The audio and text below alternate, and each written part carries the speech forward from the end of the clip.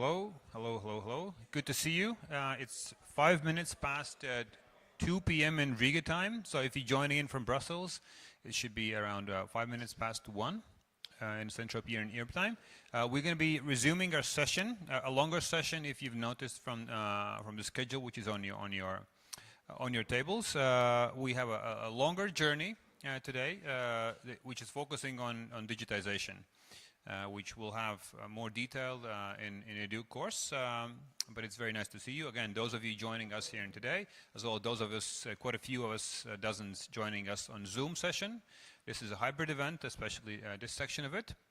And what you will be seeing from us in the next couple of hours. Our focus here today is to discuss digitization, and some of the municipalities, communities, and partners here, I would say, have reached quite a degree of maturity. Some of us are still in an early stage of the journey, but this is not a competition. This is not a Eurovision contest, competing for the best prices or haircuts or the pitch of your voice.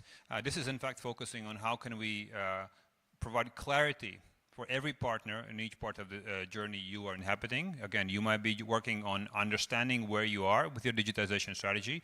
You may actually be working on data collection and interoperability, your data spaces, or perhaps moving into the local digital twins, or planning to have one in the near future.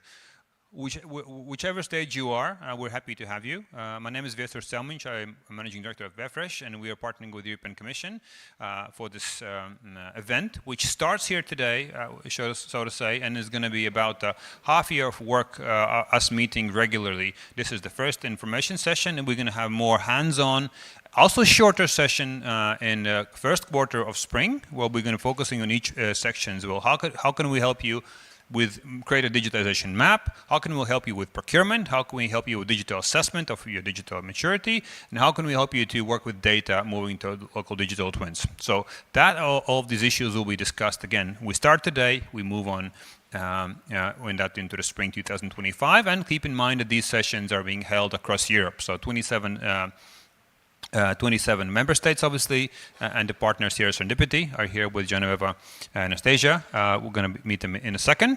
You can see a long list. Oh, sorry.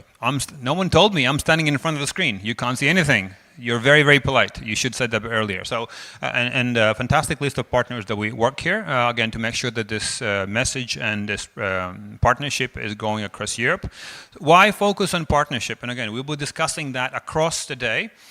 Because it takes quite a few people. It takes private sector partners for technology. It takes municipal sector, which is digitizing its utilities. It takes municipalities and especially our citizens for whose benefit we're building these systems. Again, some of those are quite complex and they take quite a bit of time and energy to be built, but our citizens are in fact demanding that.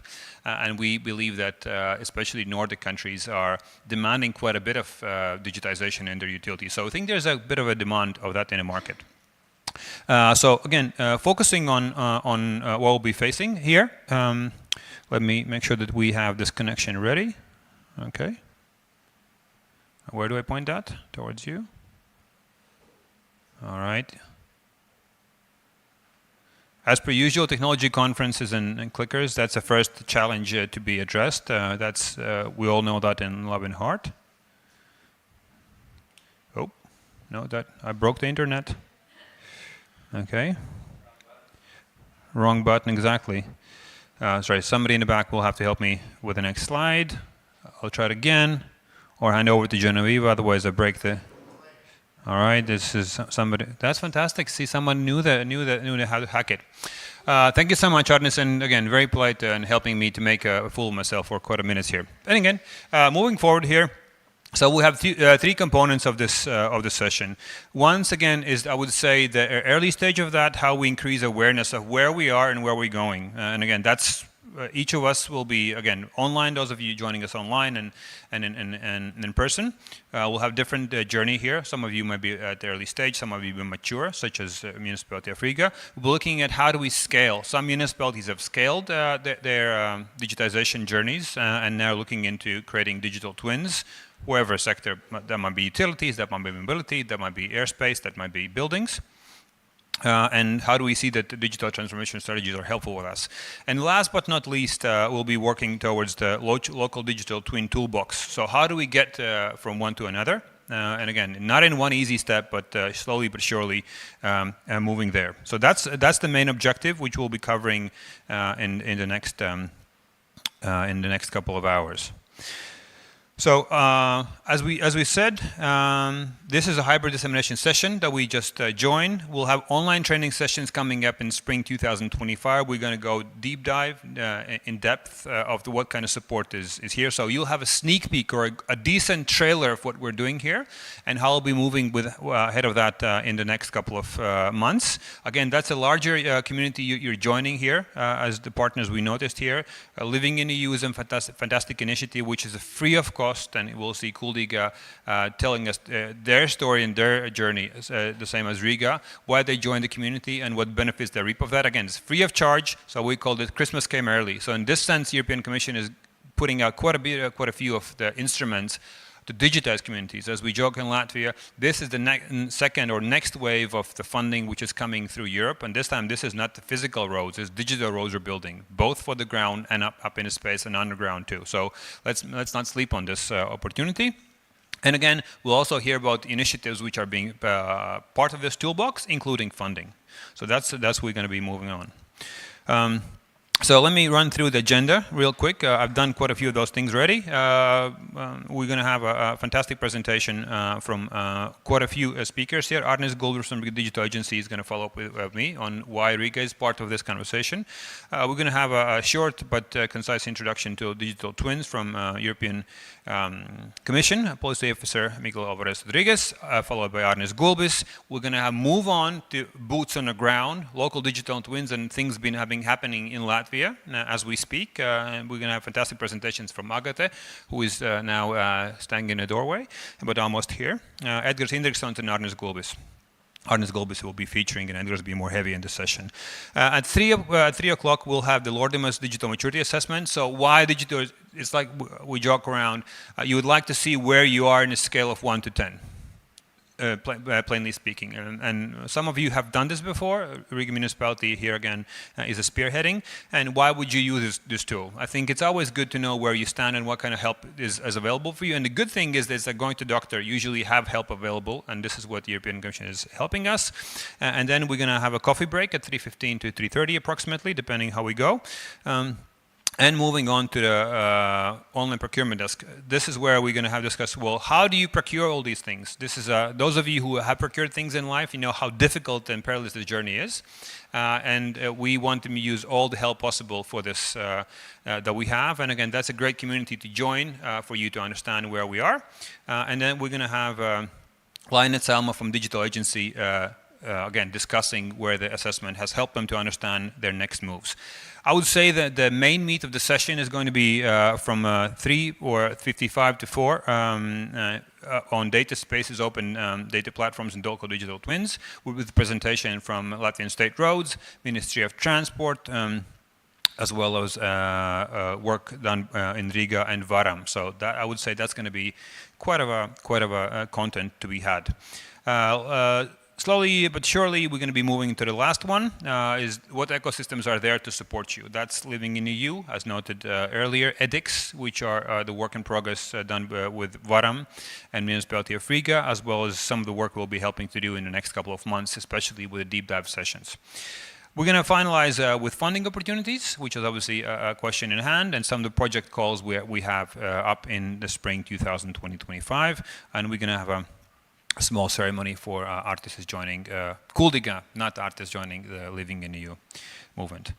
Okay, those of you joining us wrong button.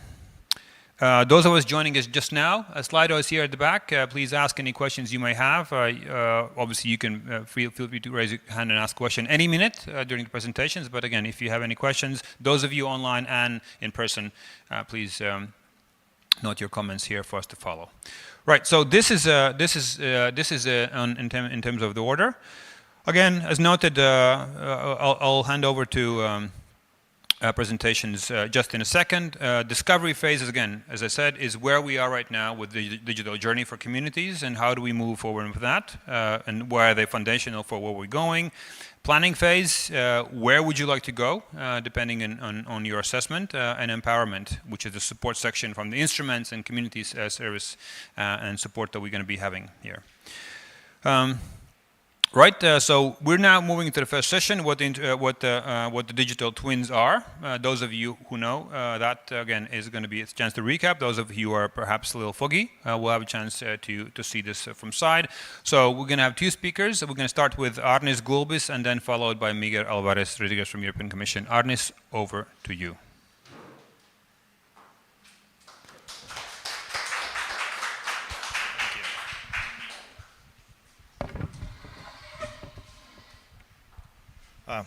Hi everyone who joined us here on site and also who joined online. Nice to see you, all of you, and colleagues from Riga City and from governmental institutions. And I will give you a short introduction to the digital twins journey, what has been done in Riga City. And I would say we are on a very start of the journey, but we are catching as much experience from the other European cities and expertise what we can. We are very active in cooperation and communication with all the cities around Europe, and there are already some partnership projects going on, and I believe it will help us as a city to run this journey much quicker as might have the full time. I would say there are cities in Europe who has built like digital twin strategy for 20 years.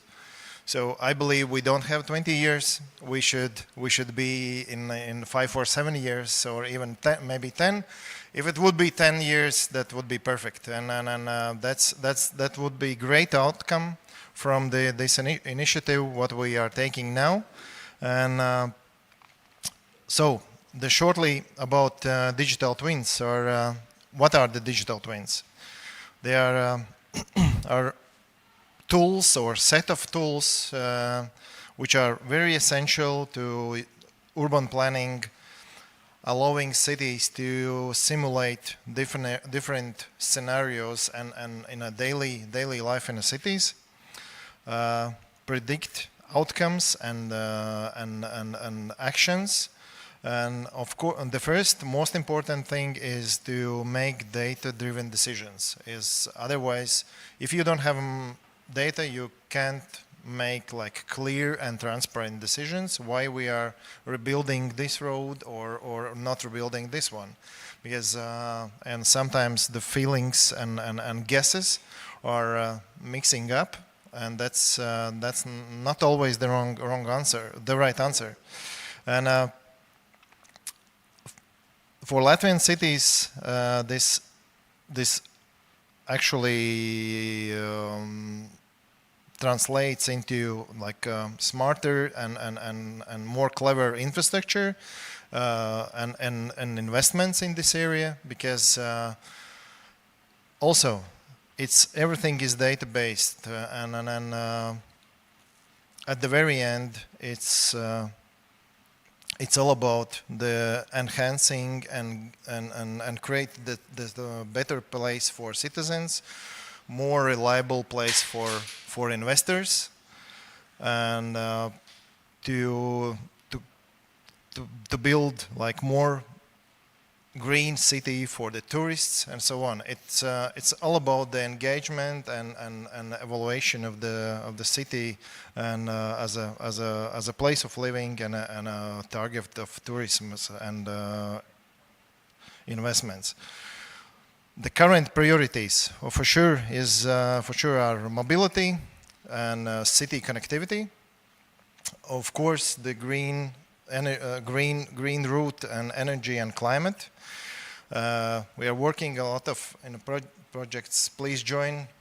Feel free to run over the room. Yeah, no problems.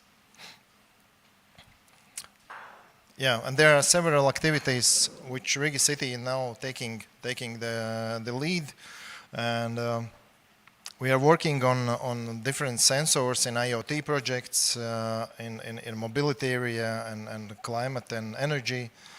So these are areas which helps cities to get to this ultimate goal of sustainable and smart city. We have developed several like living lab, like real examples where the smart initiatives are taking in. Like there's Kipsala and Tornikans where the biggest universities are located, and VEF area is where the biggest IT companies are located, which are generating like more than 50% of all the export amount of in IT services from Latvia. So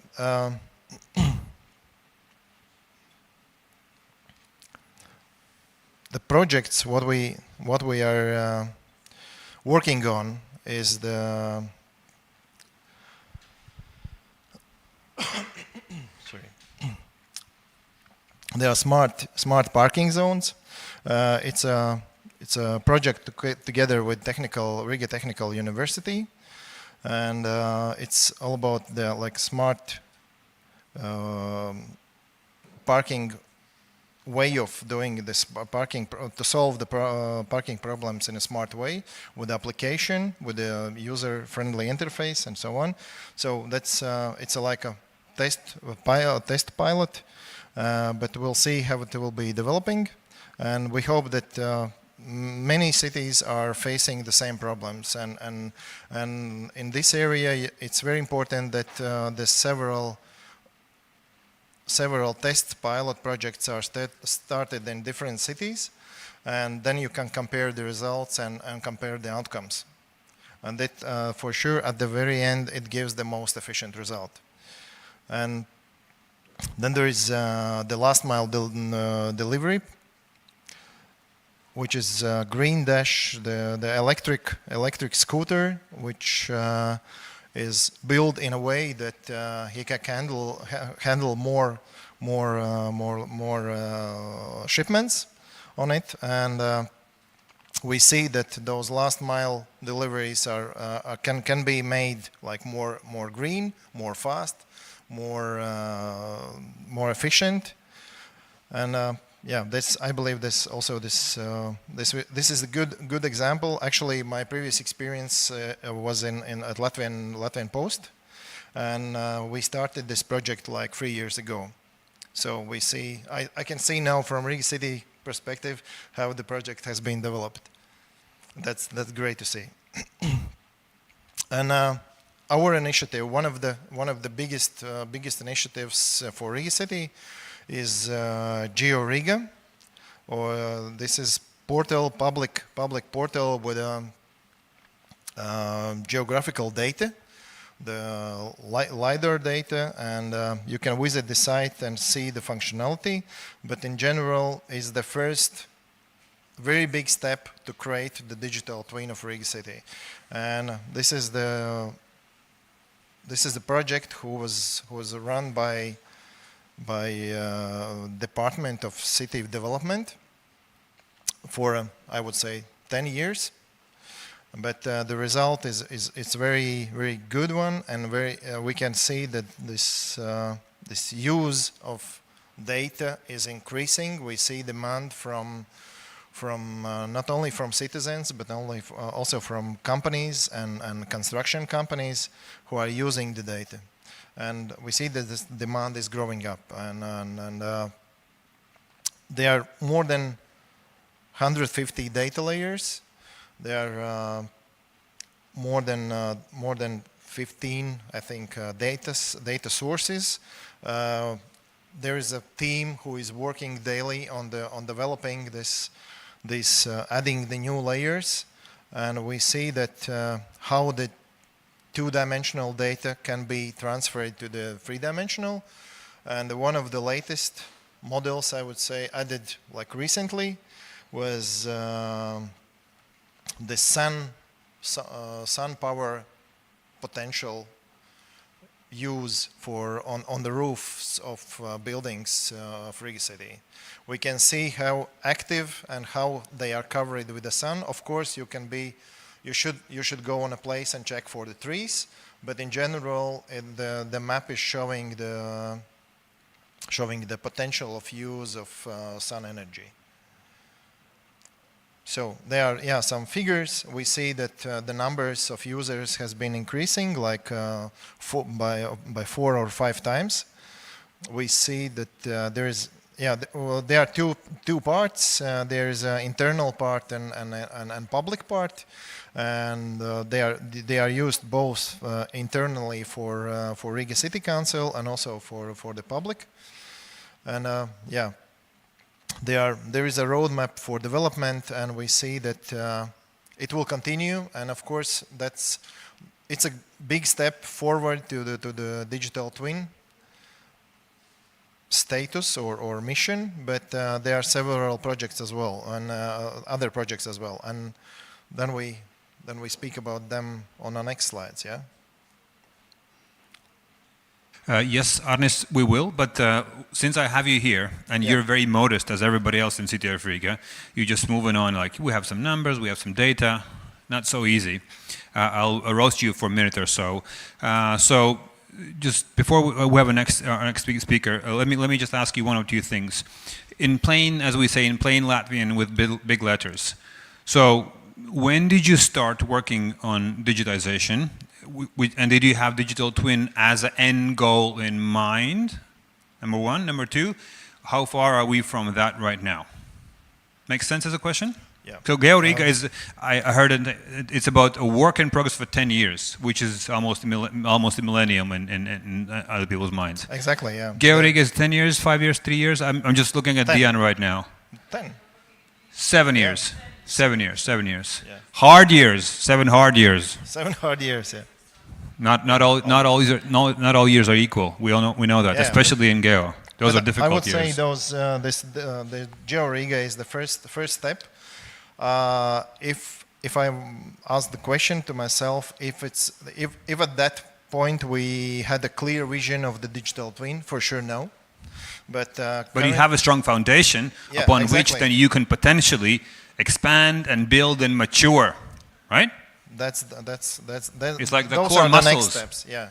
And as I said, I believe in if we reach the level of top cities in Europe in 10 years, it will be extremely good result. I would say we are just on a beginning of our journey, but we are trying to do, and we are do our best and trying to learn from best examples and best expertise what we can get. And that's and of course this Europe activities and this foundation projects are helping us a lot. So to circle back, you need a strong team, a competent team, in-house preferably, not somewhere outside, contracted, but inside people who do this work day by day, week by week. 2D, 3D, then the monitoring and scaling, and then on that foundation we can expand where we are right now. So that was about 7 years, and while we're here for a second, is it another 7 years or 5 years or 4 years before, Diana is smiling already, which is usually a tricky note. Where should we be seeing in a couple of years to go? So another 7 years before we see a fully functional digital twin for transport, for instance? I believe in a 1 or 2 years period we will start to get the first big data in from different kind of sensors, from measuring how the system, how the city is doing now.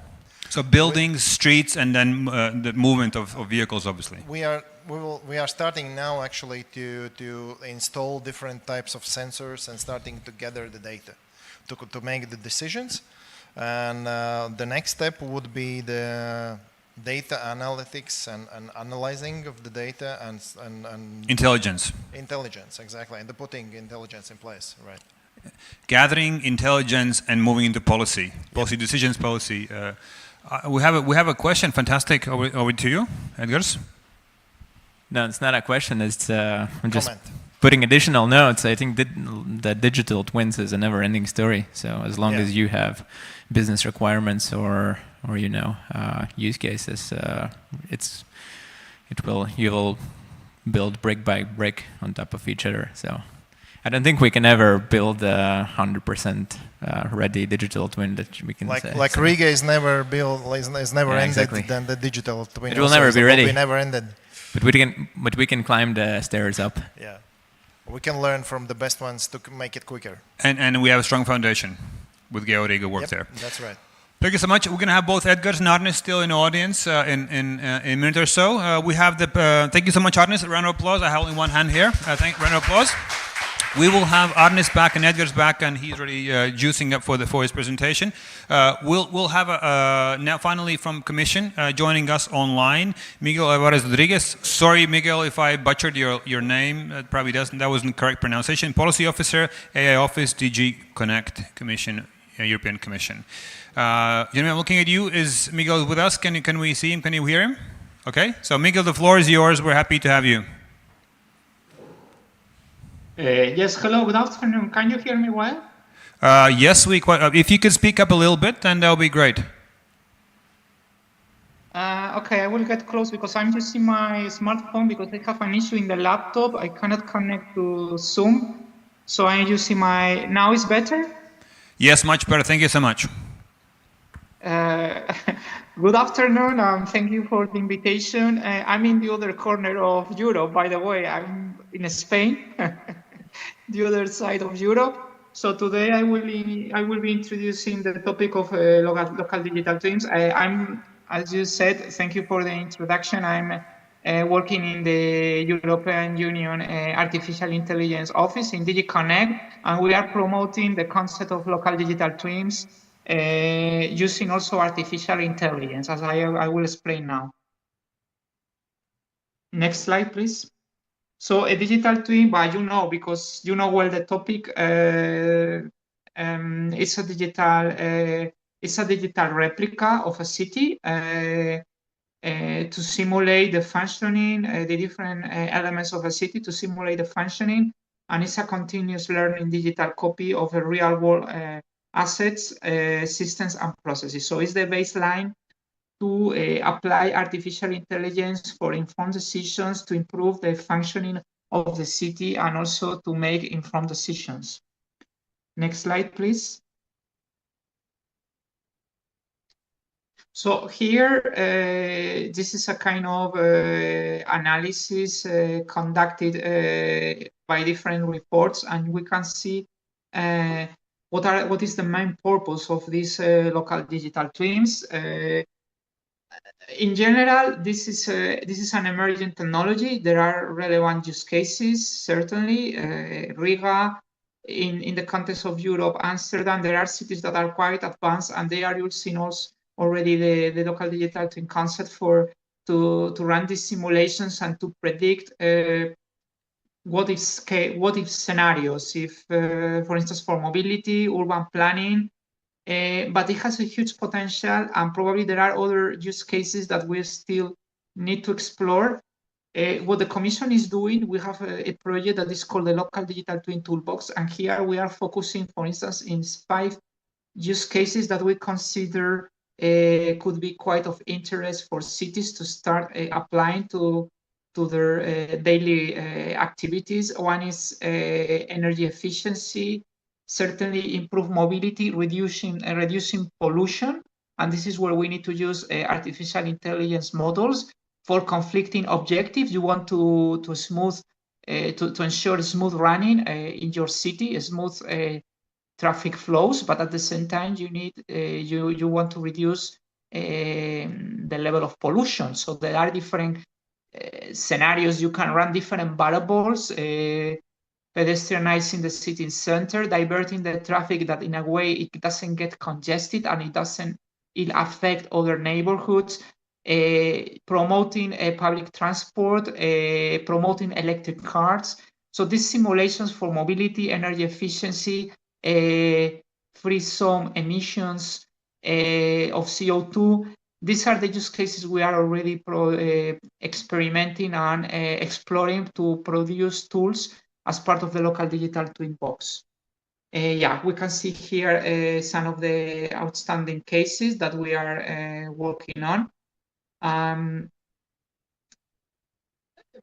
Let's say the difficulty at the end of the day is to get the data. And I heard in the previous presentation that you were discussing about actual projects, deploying sensors and so on. So this is going to be the engine of all these simulations, artificial intelligence in conjunction with data. And I think that's the last slide, no, if I'm not mistaken. So thank you for your interest. Sorry, there were more slides. Yeah, a digital twin, as I said, is an emerging technology, and let's say is something we are promoting, and also we are trying to create a governance with cities with that can leverage from these new technologies, and this is the concept behind the new EDIC. The EDIC is the Commission Instrument for Cross-Border Cooperation. Is the acronym for European Digital Infrastructure Consortium, and we have set up a new one for local digital twins in conjunction with CityBurst, augmenting reality to engage cities also in these simulations, in this process to make informed decision. So the concept of local digital twin, what we are going to promote is a kind of a marketplace, a place where cities and technological companies can create an ecosystem to share solutions, to develop solutions and use cases, and to leverage from one another. And this is concept of the EDIC local digital twin. Next slide.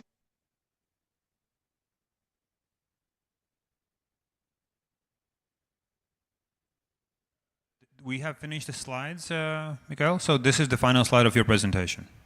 Okay, perfect. That's the final slide. Sorry, sorry for this hiccup because I'm in my smartphone and I cannot see very well the slides.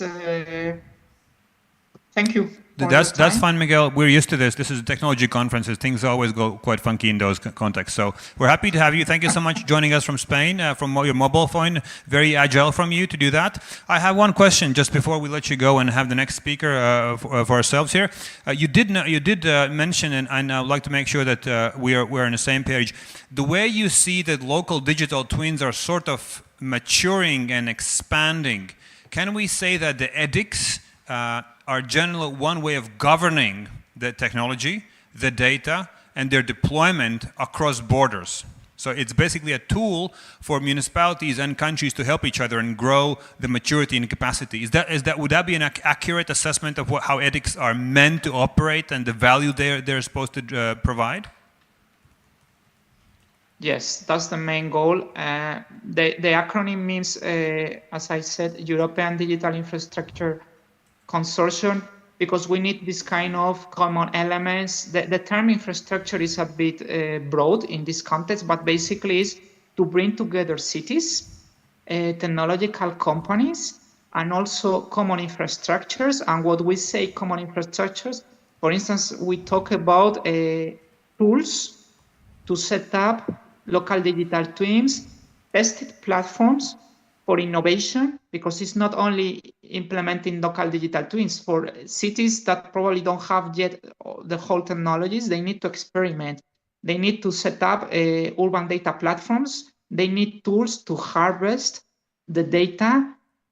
They need algorithms on AI to set up these digital twins and to start experimenting by themselves. So this is the goal of the EDIC, to create an ecosystem of infrastructures, tools to set up local digital twins, use cases, piloting platforms, and technological companies that can evolve and maintain open source tools and tailor the tools to the specificities of the city. So this is the goal of the EDIC.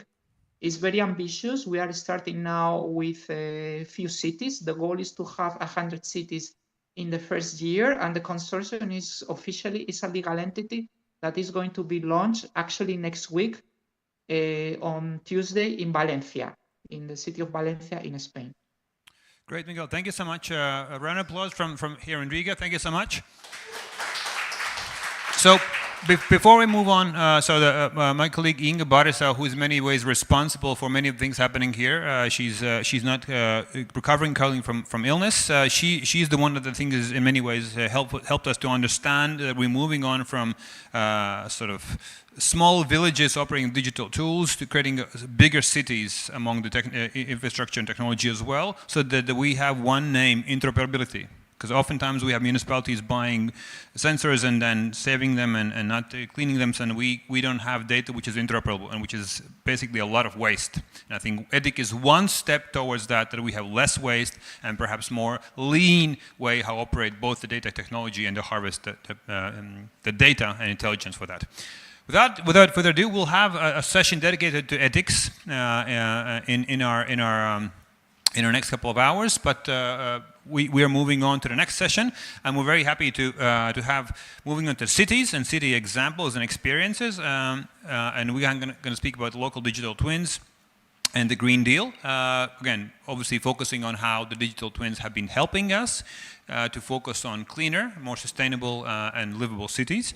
We're going to have three speakers here, out of which we will start with Edgars Indriksson's and Expedite strategy. Edgars, I know you have a tough time going on. We're happy to have you here in whichever way. Do you want to stand? Do you want to sit? Okay, I can sit here. Okay, fantastic. I'm going to give you the microphone.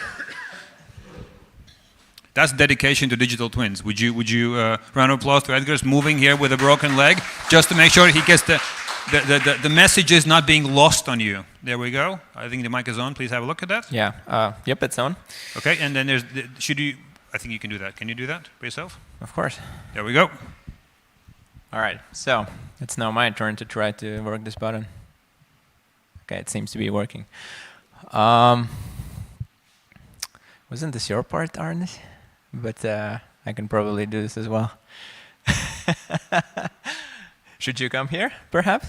Or okay, well, yeah, again, big thanks to Inga, which set up all of this this event. But unfortunately, we have to cover for her. So, all right, let's speak about Expedite, which is one of the examples of a digital twin, and sort of a project that we have worked on. So I'll just quickly skip past some of these slides to the Expedite project itself. So, well, it's a lot of marketing terms that you can read there, but in essence, and also as digital twins themselves, I really hate using this term because it's very loaded, I think. But in essence, it's a bunch of tools that would allow us to, first of all, collect the data about something. In this case, it would be related to energy. For example, all the municipal energy sources, electricity, water, that kind of stuff.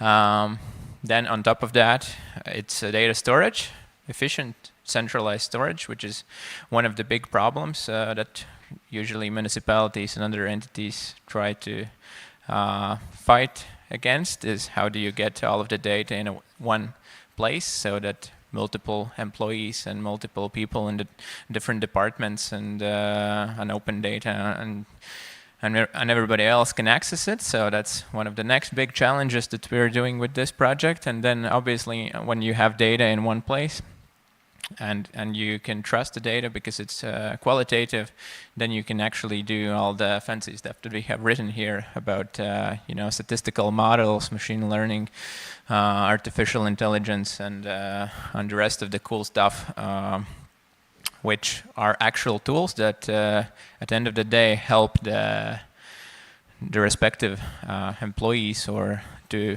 basically make better decisions. So the main point of it is not to perhaps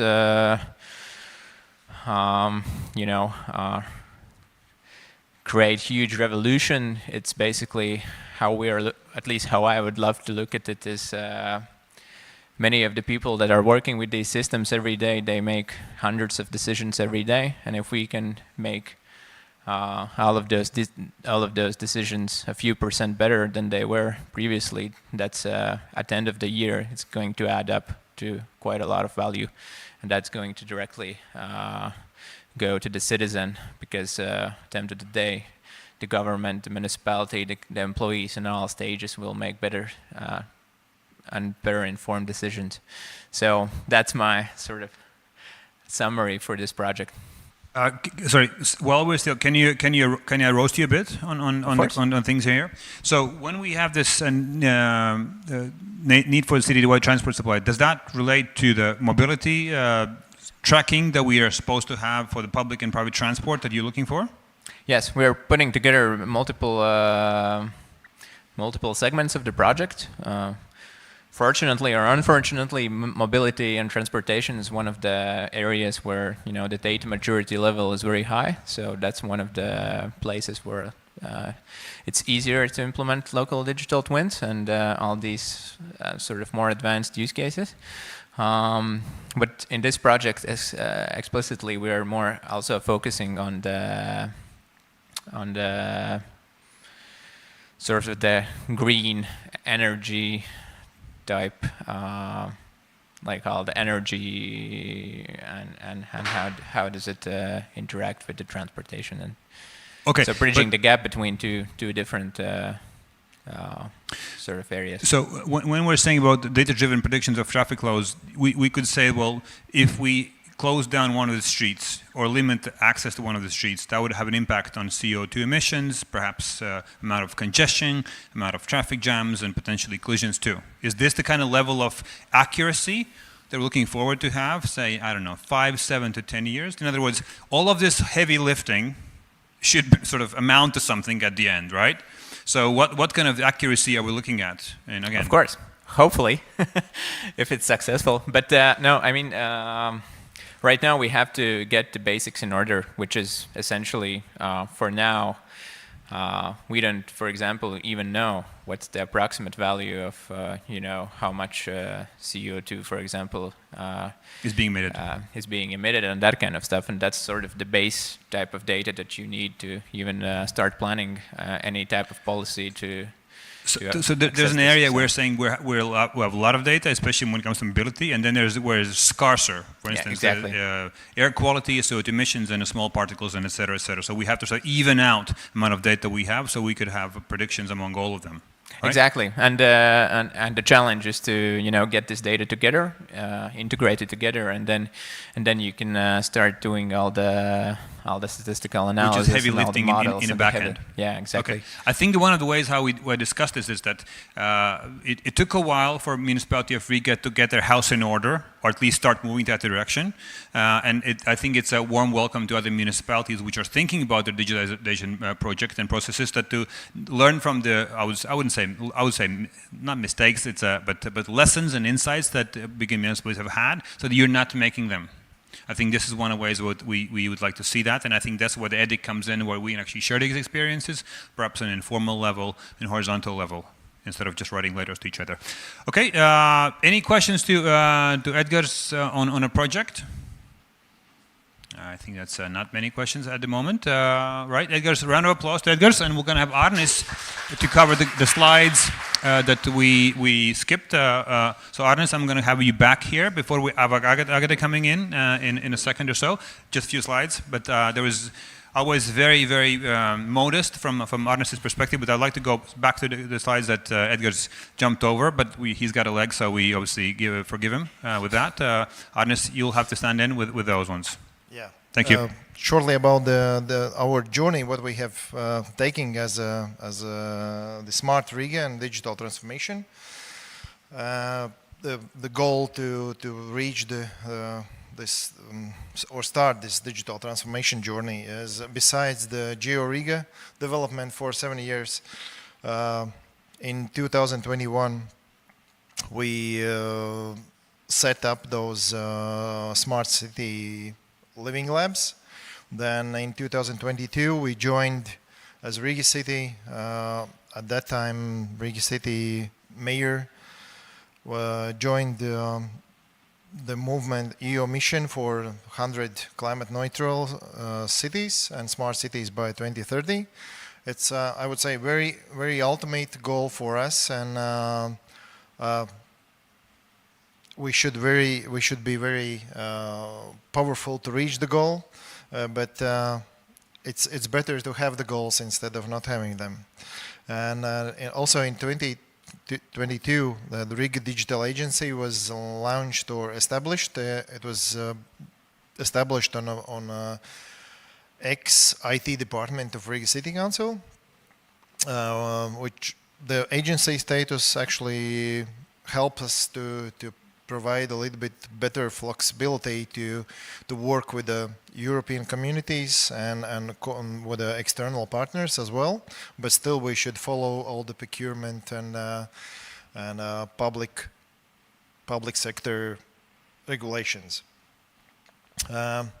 Also, there was established this Smart City Development Division, and there was inside the Riga City Municipality, we created the Innovation Fund.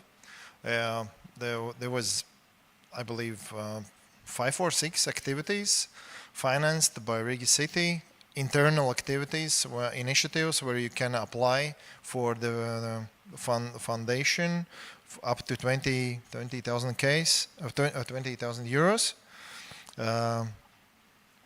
to try to pilot some different initiatives, and there are several things what have been done, and also this year we made several ones related to AI development and use cases in a daily life. It helps to look with a different angle and with a different eyes on a daily processes. In last year we approved the midterm digital strategy for next 3 years up to 2025, and we set up the data analytics team, and Edgars is leading the team, and also we had established like good collaboration with the EU, different other teams from cities. We launched this GeoRiga portal, the public side, and we see in my previous slides we see how the number of users and the visitors are growing. And this year we run dedicated site to the Smart Riga initiatives. They are in one place. They are all activities mentioned and described, and you can check if what has been done and what are the next plans. And we got also the status of national coordinator for EDIC, which gives us opportunity to be the first ones who knows about all the requirements and activities there, and give advice also to the other cities. So, and of course there are several projects inside the organizations what have been launched and completed. So, yep. Thanks, Arnis. Anything on the next slide for the partnerships? If not, and then yeah. So we have Edgars to cover the Expedia project, AI for Citizens, and 5G Lives, which will focus on the planning. Yeah. This is something what we will speak tomorrow more close on. Okay. But those are the, I would say, 3 or 4 biggest current projects which is currently taking, and we are taking activity in. Thank you. Round of applause for Arnis. Mm-hmm. Right, we're going to have Arnis back in the session in quite a bit, so we'll discuss some of the EDIC components and steps further. So without further ado, we're going to have Agata Ambuta from, she's wearing many hats, in fact. One of them is helping with digitalization in the city of Liepaja, also heading the AI session at Riga University. Is that correct, Agata? I didn't mispronounce anything here? No? Yes, all good. And probably more hats than I know, but these are some of the biggest hats that I know. Okay? Some of. Generally I'm an IT person, so today we're gonna have a quick glimpse in You have to jump. Liepājas. Oh, Oh Yep, no! down, and then moving on down, more down. There we have. Great. I did it. Digital skills on point. Okay, so yeah. After this, I'm going to have to run to a next meeting, so I will not join you for the discussion, but I would love to on LinkedIn, or if you have any questions, let me know, or let Viesturs know. I'm always eager to noob around and talk about IT, and especially climate neutral and smart city, which Liepāja is becoming actively. And so, majority of you probably know that we are the third largest city in Latvia, approximately 70,000 people, and cool two facts about Liepāja is that we are climate neutral mission city 2030 and European Capital of Culture 2027. So if you haven't visited Liepāja, then you definitely must visit for the capital of culture. And right now, together with guidance from Valencia, which is one of the top smart cities in the world, we are developing our smart city roadmap. So a lot of cool things coming next year, Viesturs. We're gonna have a blast here. And yeah, so let me tell you about the priorities, what Liepāja has. So we already have a smart city app. As a citizen, I can tell you it rocks. I use it regularly. I use it for the calendar of events, the Google Map of live public transport, e-service portal, of course, to submit some requests that I have as a citizen, and some other cool solutions that we have there. You can download it on App Store and Play Store. E-service portal, that's something that brings us together with the citizens, and here we can get our e-services, write our applications, and one cool thing is that we can apply to projects, go through all of the project phases, and then account for the project at the end, so full circle project management and application and all the process goes through our e-service system. So the mobile app is like a bridge between us as a city and the citizen, and the e-portal, of course, will grow much bigger, and we will add modules periodically. And the data platform is something that we're working right now on, so let's see how that one goes. About other initiatives regarding smart city, and here we are having some wins and some struggles. Some struggles are connected with the digital twin, which we are working on. We want to do it. And right now, there are some difficulties to get the financing, to get the project. We need to prove how innovative and groundbreaking the project is. So that takes a new methodology. So not only telling about the good parts, also here we are having some struggles. But still, we're working on it, and we're creating a city platform. Also, we have added some new sensors to the city in waste bins, in the transport, in the canal, and we also have some smart city cameras. And as we speak, in November 7th, we will have new sensors set up in Liepāja, new cameras that will also make the city center much, let's say, smarter or more digital. We will get more data points in and can work with this data. Also, cool new thing is e-learning platform, where we will gather all the knowledge that we're, as a municipality, gathering, so it will be in one place and not scattered around different projects, different teachers, and yeah, it will be in one place. Also, digital dematerialization municipalities means that we are going paperless. We want to avoid printing paper at any cost, and that's already something that we're doing, so go paperless cities. And let's do things digital, right? Let's be good to the environment. And yeah, we are participating in multiple projects. We just came back from the We Generate project and Energy Cities, and we're learning from the best cities of the world, of Europe. And yeah, we're working on it. And together with the guidance from Valencia, we're coming up with Smart City Roadmap. We already had the workshops, so now the process has begun. And also, Liepāja has been already a good example in couple of disciplines. for energy management systems since 2016 and online monitoring systems since 2019. Also, renovation of buildings. This has been our strong side since available EU funding came in. Also, different municipal support programs for the citizens, for local entrepreneurs, and ESCO services for indoor lighting, remote control. You can check us out. Here, I will not read. Let's just jump on the next cool fact about Liepāja, that we just gained the EU mission label.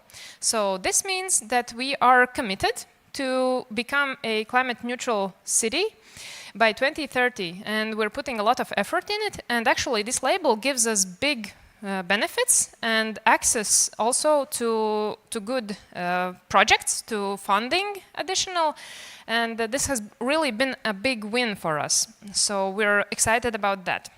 And how are we looking at these challenges that now we have, since we have to do a lot of things to actually keep up with the label and to keep the label? And here, we're thinking already we have gathered information on where we are, where we can become more climate neutral, where we're having these emissions. Here you can see some interesting data from what's causing or what can be done actually to fight the emissions, and good things coming out of this project as well. One really also cool example for me as an IT person is this computer vision solution that we have in Liepāja, and this smart traffic light helps us fight the cars that are going through the red light. And this has brought up our security for this exact crossroad in Liepāja, so this has been a good one. And it works perfectly, and it helps our police to send those messages of, "Hi, you've broken the law." Okay, and then of course online energy monitoring system with our partners. We're also monitoring different types of data, especially approximately 70 municipality buildings. So we're gathering all the data, which we then put into the data platform that we're working on. And of course, we have, I told you about the sensors already. So this is Liepāja beach. And here on the beach side, you can see the trash cans and how full are they. It's especially beneficial when we're having big festivals like Summer Sound or some other larger activities where we need to monitor. We already, after the first week of usage for these sensors, we came up with cool insights. And if somebody wants to talk about that, I can tell you what we found out. And it was quite interesting. And of course, yes, pilot territories. One of them is soon to be realized in Liepāja. We have a couple of zones. This is one of the main streets of Liepāja, and together with Gaia Hub company, which are coming in November to set up these smart technologies on these on the streets of Liepāja. So the objective is to establish a low emission zone in Liepāja, where you will also be able to test your sensors, your solutions, and so we will have 1 month to approve these requests, and then in 1 month they should be implemented into the city. So that's something that's really can create a space for innovation to happen. We will have these zones in main street of one of the main streets of Liepāja, so the city center with the tram line in it, and we will also have the special economic zone involved in this project and some other parts of the city, and you can gain access to schools, to some other buildings, special buildings, and yeah. So if you want to test your pilots, Liepāja will be open to that. That's something really cool. I love that idea of being innovative in the city. So yeah, this could be our future glimpse into the platform that we will have after we implement the data. So we are looking forward to finally get some data, but this is a glimpse into the future and near future. So what's next for us? The new regulation for pilot territories, it's already, it has been created, so now it's rolling out. And yeah, so we will have low emission zones. Those territories will have quality air, better quality air, so that's the main purpose. and we have a couple of key locations. We will reduce CO2 emissions, and yeah, that's also one of the main activities for the emission label. And that's where I want to. Let's check my digital skills one more time. So yeah, thank you. Agate. Any questions from the audience? Oh, there we have a question. Fantastic. All right, Diana. Hi, Diana Korbe from Riga City Development Department. In the last slide, what's next? New regulations for pilot territories. What pilot territories? What do you mean by that? What kind of regulations? At national level, local level, or what does this mean? Well, we have developed our own guidelines for that, which are rolling out right now. And of course, we need involvement from the government and to put more emphasis and financing towards that. So those would be two main financing, not financing, but legal aspects that we should solve. So some new legal framework or for pilot territories? As far as I know, there at national level, there are no regulations for pilot territories. Yeah, that's correct? the thing. Yeah. That's the problem. Yeah, that's the problem. Source of the Maybe problem we can identified. solve together. Yeah, both cities, Liepa and Riga. Thank you. Yep. Thank you, Agate. Thank you. There's more to be discussed here, so feel free to use the invitation to chat up with in LinkedIn or Yes. perhaps in 5G Territory. Will you be here tomorrow as well? Yes? No? No. No. No. So just today then. You can perhaps in a coffee if you get around. If not, then LinkedIn it is. Thank you so much, Agate. All right, round of applause. All right. We're going to have our next speaker. Before we go to coffee break, we're about 2-3 minutes late, but I think we're going to catch up real quick. We're going to have our next speaker joining us online. I don't know if that's Spain or if that's Brussels. We'll find out in a second. Rodolfo Deute, Project and Policy Manager at ERIN with double R. Rodolfo, are you with us? We had a sound check a while ago. You have your headset ready? Not for gaming, but perhaps for policy. I am Jaime and I'm from Brussels.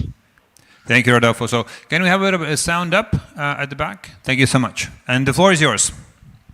Okay, perfect. So I'm sharing my screen now. It should appear in a minute. And I'm also seeing the screen in front. Yep, no, I see it. So first of all, thank you for the invitation. Sorry, I'm hearing my voice on the background, which is a bit disturbing. So I will try to go over it.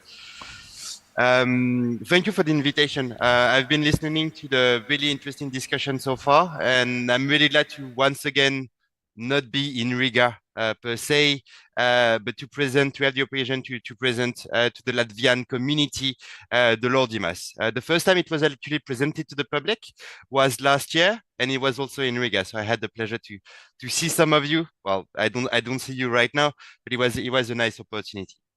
So right now, and I know that I'm the last thing standing with you in the coffee break, so I will try to be clear and quick. It's just to go over a bit what is Lordimas. I think you will have the example of Riga that will go a bit more in depth in the tool itself. So I'm just there to give you information on the release of the tool, on the creation of the tool, and how does it link to living in EU and to the event that you're having today. So first of all, first question is a pretty simple one. What is Lordimas? So Lordimas is an interactive tool aimed at helping local and regional governments to understand when they are in their digital transformation journey. That was something that was said earlier today in your introduction, to say that anyone is welcome, regardless of the level of digital maturity. Well, in order to know the digital maturity, Lordimas is right there. It was decided to really build the tool with a really concrete functional approach, and we will explain a bit that functional approach and what is it by defining how it is useful for you. So is it useful for you? That's the transition. First, it's useful to evaluate. It's indeed a digital maturity tool based on 7 different elements, and you will have, I think, a more in-depth description of those different 7, but governance, service design, data management, interoperability, technology, service delivery, and networking. For each of those categories, a few questions are listed with answer from 1 to 5. You are given a score, and with that score, there is an assessment, self-assessment here, of your digital maturity. Then you can compare. I think that's, in my opinion, the most interesting feature of that tool is your result will be displayed in real time. I think that's the key element there, in real time, on a specific dashboard, allowing you to compare with our other respondents in Europe. I think that's something that for us, when the tool was created, was really important. Indeed, so many times with many projects, I've been sending survey to youth cities, to representatives, to communities, to regions. And the only result you had was 1 year and a half afterwards, a obscure report published somewhere was released, and you had no information on the data that you provided. That's something that we wanted to change with Lordimas, with really the possibility to have your data displayed in real time and to be compared straight away. You also have the possibility to share. Indeed, and that's also something that needs to be further developed and further integrated in the different inputs given by cities and regions in Europe. But we have available on the tool a repository of good practices. Let's say that I mentioned the governance. Maybe the one of the city that is represented today has a really good example to share on governance. Then to help other colleagues, other city, other regions to ramp up the digital transformation journey, then you can share this example. And the last one is learn. There are policy recommendations available on the tool, depending on your level of maturity, to give guidance on how you can support, accelerate, or go further in your digital transformation journey. What else to know? A few information. The most important is directed towards cities and regions in Europe. There is an increased availability in EU languages. So of course you can imagine that the translation of the tool is always a bit difficult. The survey is available itself in all EU languages, and then the platform solodimas.espon.eu is further and further translated in all EU languages. It's mostly directed towards digital officer and data managers in local and regional authorities. It's made to be answered either with your colleagues, also by yourself. It was really made as a simple, easygoing questionnaire to really make sure that in smaller municipality, for instance, in which there is only one person responsible for the digital transformation, it's easily answerable. But some of the feedback that we had, and I think it's a really interesting feedback, was to say that the questionnaire of Lordimas was a really good occasion to start a discussion amongst colleagues, to say, okay, where are we? What are we working on right now? What are the policies that we need to implement? And to use the different aspects that are represented, the key policy areas in Europe today, to start a conversation within your own city. The survey is, of course, downloadable, which can help, of course, not do it in real time, but to take the time also to do it. I think it's really important, or that's something that was really strongly integrated in our thinking. We need to take our time. And the last one, it's a living tool, or we wish it to be a living tool. By being filled in annually, we can monitor, we can follow the path that you are taking towards digital transformation, and then give a more tailored support. So where does Lordimas come from? You see a bit on top of my head, which is the background, the Living in EU. So the Living in EU was created in 2019. And in that movement, gathering local and regional authority, we have different working groups, including the monitoring and measuring working groups. Within that working groups, in 2020, we started to work on the LORDI, so local and regional digital indicators, because we saw in the digital decades that there were a lack for specific indicators really more closely related to the stakes, the problematics, and the reality encountered by local and regional authority. So we started to work on those indicators, and it ended up with the creation of 29 indicators built with and in collaboration with the committee of the region. But once we had those indicators, well, we needed a tool to measure them. So we used the LoRDMAS tool to integrate a bit those 29 indicators and to give a questionnaire in which we can use to measure and monitor those LoRD indicators. So of course, it was a collaborative process. I think the most important is to note, of course, the support of the European Commission and the Committee of the Region on the institution, and then the different partners from Living in EU. But the most critical partners in the creation of LoRDMAS was ESPAN, which is a program that is now located in Luxembourg, supporting the policy of local and regional authority that has really the brain and the hands behind the LoRDMAS tool. So it was a collaborative process from the start. We had the first presentation of the survey in February 2023. Then, of course, we had the back and forth with our target groups, so cities and regions, with an alpha and then a beta in March and August.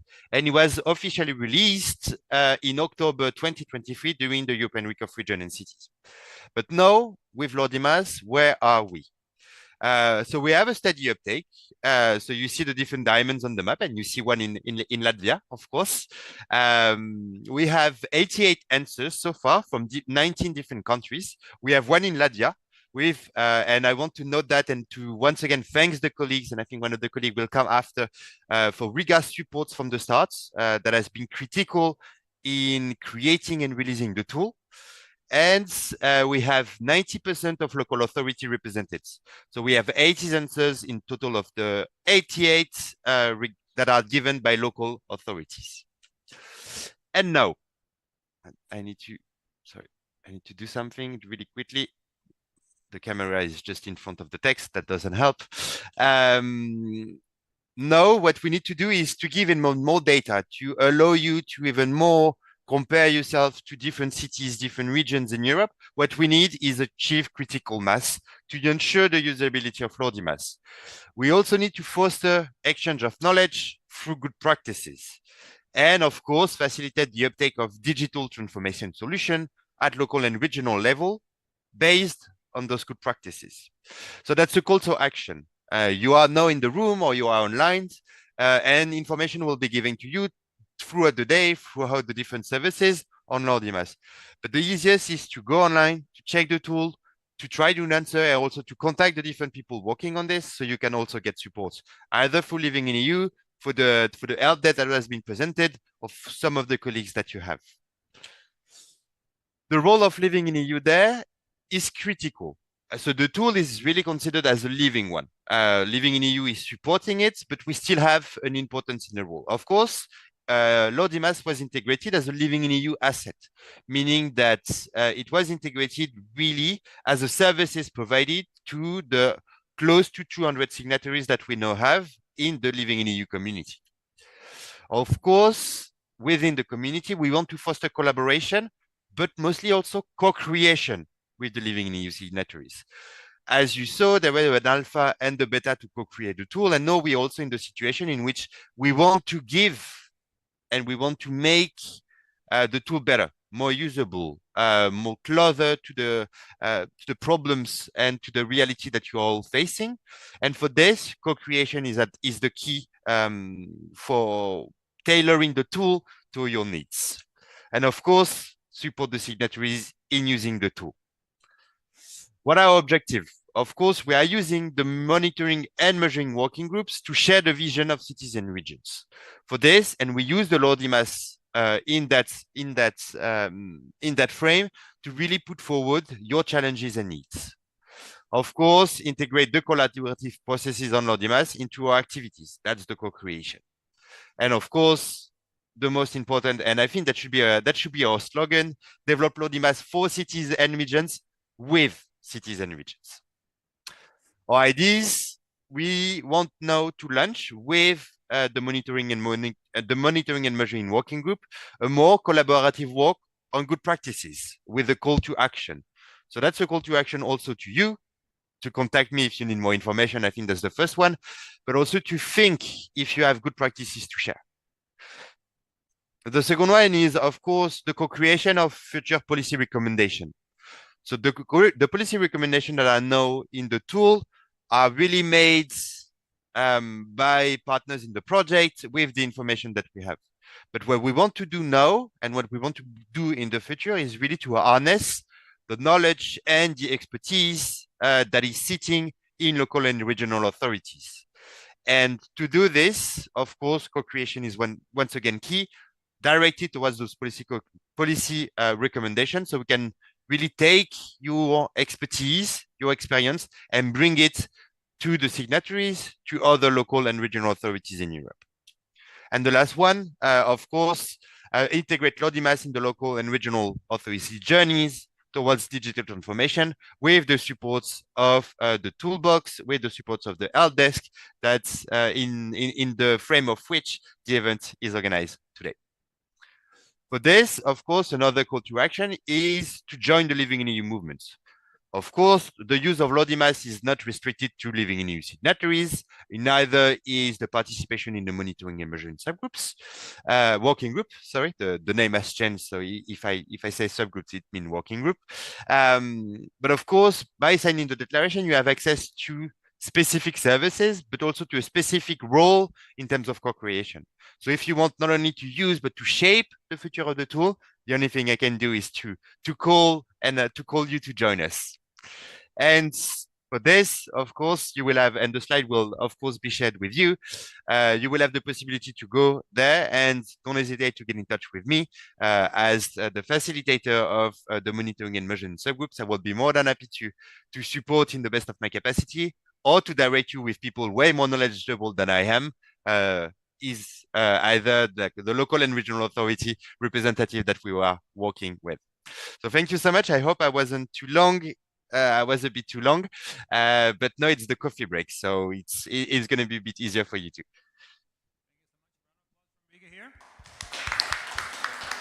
So in short, I think we all know the lovely saying that your net worth is your network. This is the network which is working on issues which are relevant for us. From cities to cities, from peer to peer, from experts to experts, this is an area where you want to join. This more horizontal. You can assess where you stand in your digital journey. A, B, what kind of help is available out there, and there's a lot of usually help, either from European Commission, other municipalities. It's a chance for you to get in partnerships, either informal or perhaps more formal through the project capacity. And the best thing of all, this is for free. Living in EU costs nothing you to join, yet the wealth of information, wealth of support, wealth of instruments you get is paramount. Perhaps there's no contest there for what Living in EU and LODIMAS as a tool is offering. There's just basically the best out there in the market. So again, happy to see that, as we will see that Kuldiga is joining, Riga is joining, and done assessment. After the coffee break, we'll have Laina Salma sharing the experience, boots on the ground. How did she do? As well, obviously not Laina, but how did Riga do with this experience? Where they're going with this information, and has it been useful? So we're trying to make it as practical as possible. Again, the best thing that Rodolphe is here to help. Some of you will be next year, next week in Barcelona. Join us and Living in EU stands there to find out more. How is this going to be helpful? And again, if any questions, as noted by Zagata, please feel free to speak with Genevieve and Anastasia here, or via Rodolfo on LinkedIn. So without further ado, what we're going to do next, this session is done. We're going to be moving on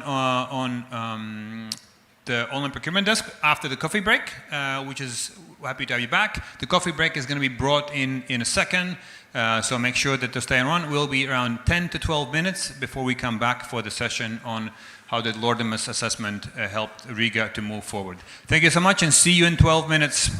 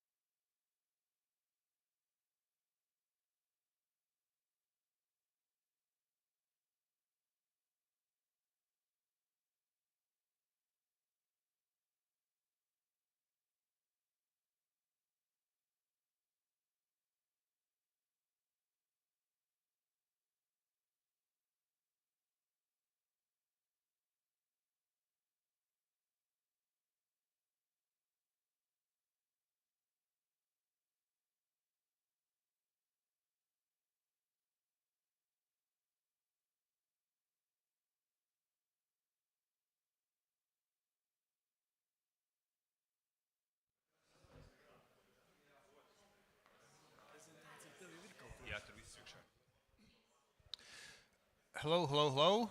We're resuming our session.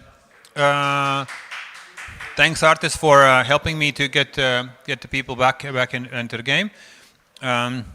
Resuming our session, we just finished the why part. Why were you doing this, and why is this important for our customers? By that I mean citizens. Why this is important for regions, why this is important in cities, and why the cities' voices should be heard more prominently. What the networks are to support these voices, what the networks are to support the growth of digitization wherever you are in your digitization journey. Are you setting up a map? Are you setting up solutions already? Are you maturing the solutions? Are you moving into creating the sensor networks to get the data, then use the data and create real-time models for simulating the utilities, whatever those utilities are. And now we're moving on to how.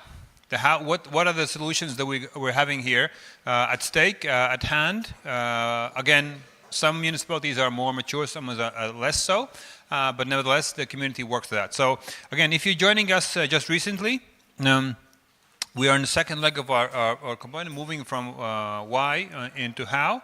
Our next two sessions will be focusing on what the tools are available out there living in the EU and other communities so that you can use as a municipality. Get to know them. If they're useful and productive, then make use of them and make the best of them, such as Riga Municipality has done. And we're going to have Laine Selma from Digital Agency discussing your experience and, again, takeaways moving forward with this assessment and how is that helping to digitize and mature their services. Also, you can use this Slido to ask all and any questions or comments, recommendations for us. We'll try to get to them. But without further ado, let me introduce our two speakers, which happily are with us today, joining in. All right, my microphone turned a little different. Joining us in person, we have two fantastic experts, Genevieve Gil Garcia. Round of applause. And Anastasia Santarantopoulou. Both of them are with Serendipity, helping to create, deploy, and make these sessions a success across Europe. So Genevieve, Anastasia, the floor is yours.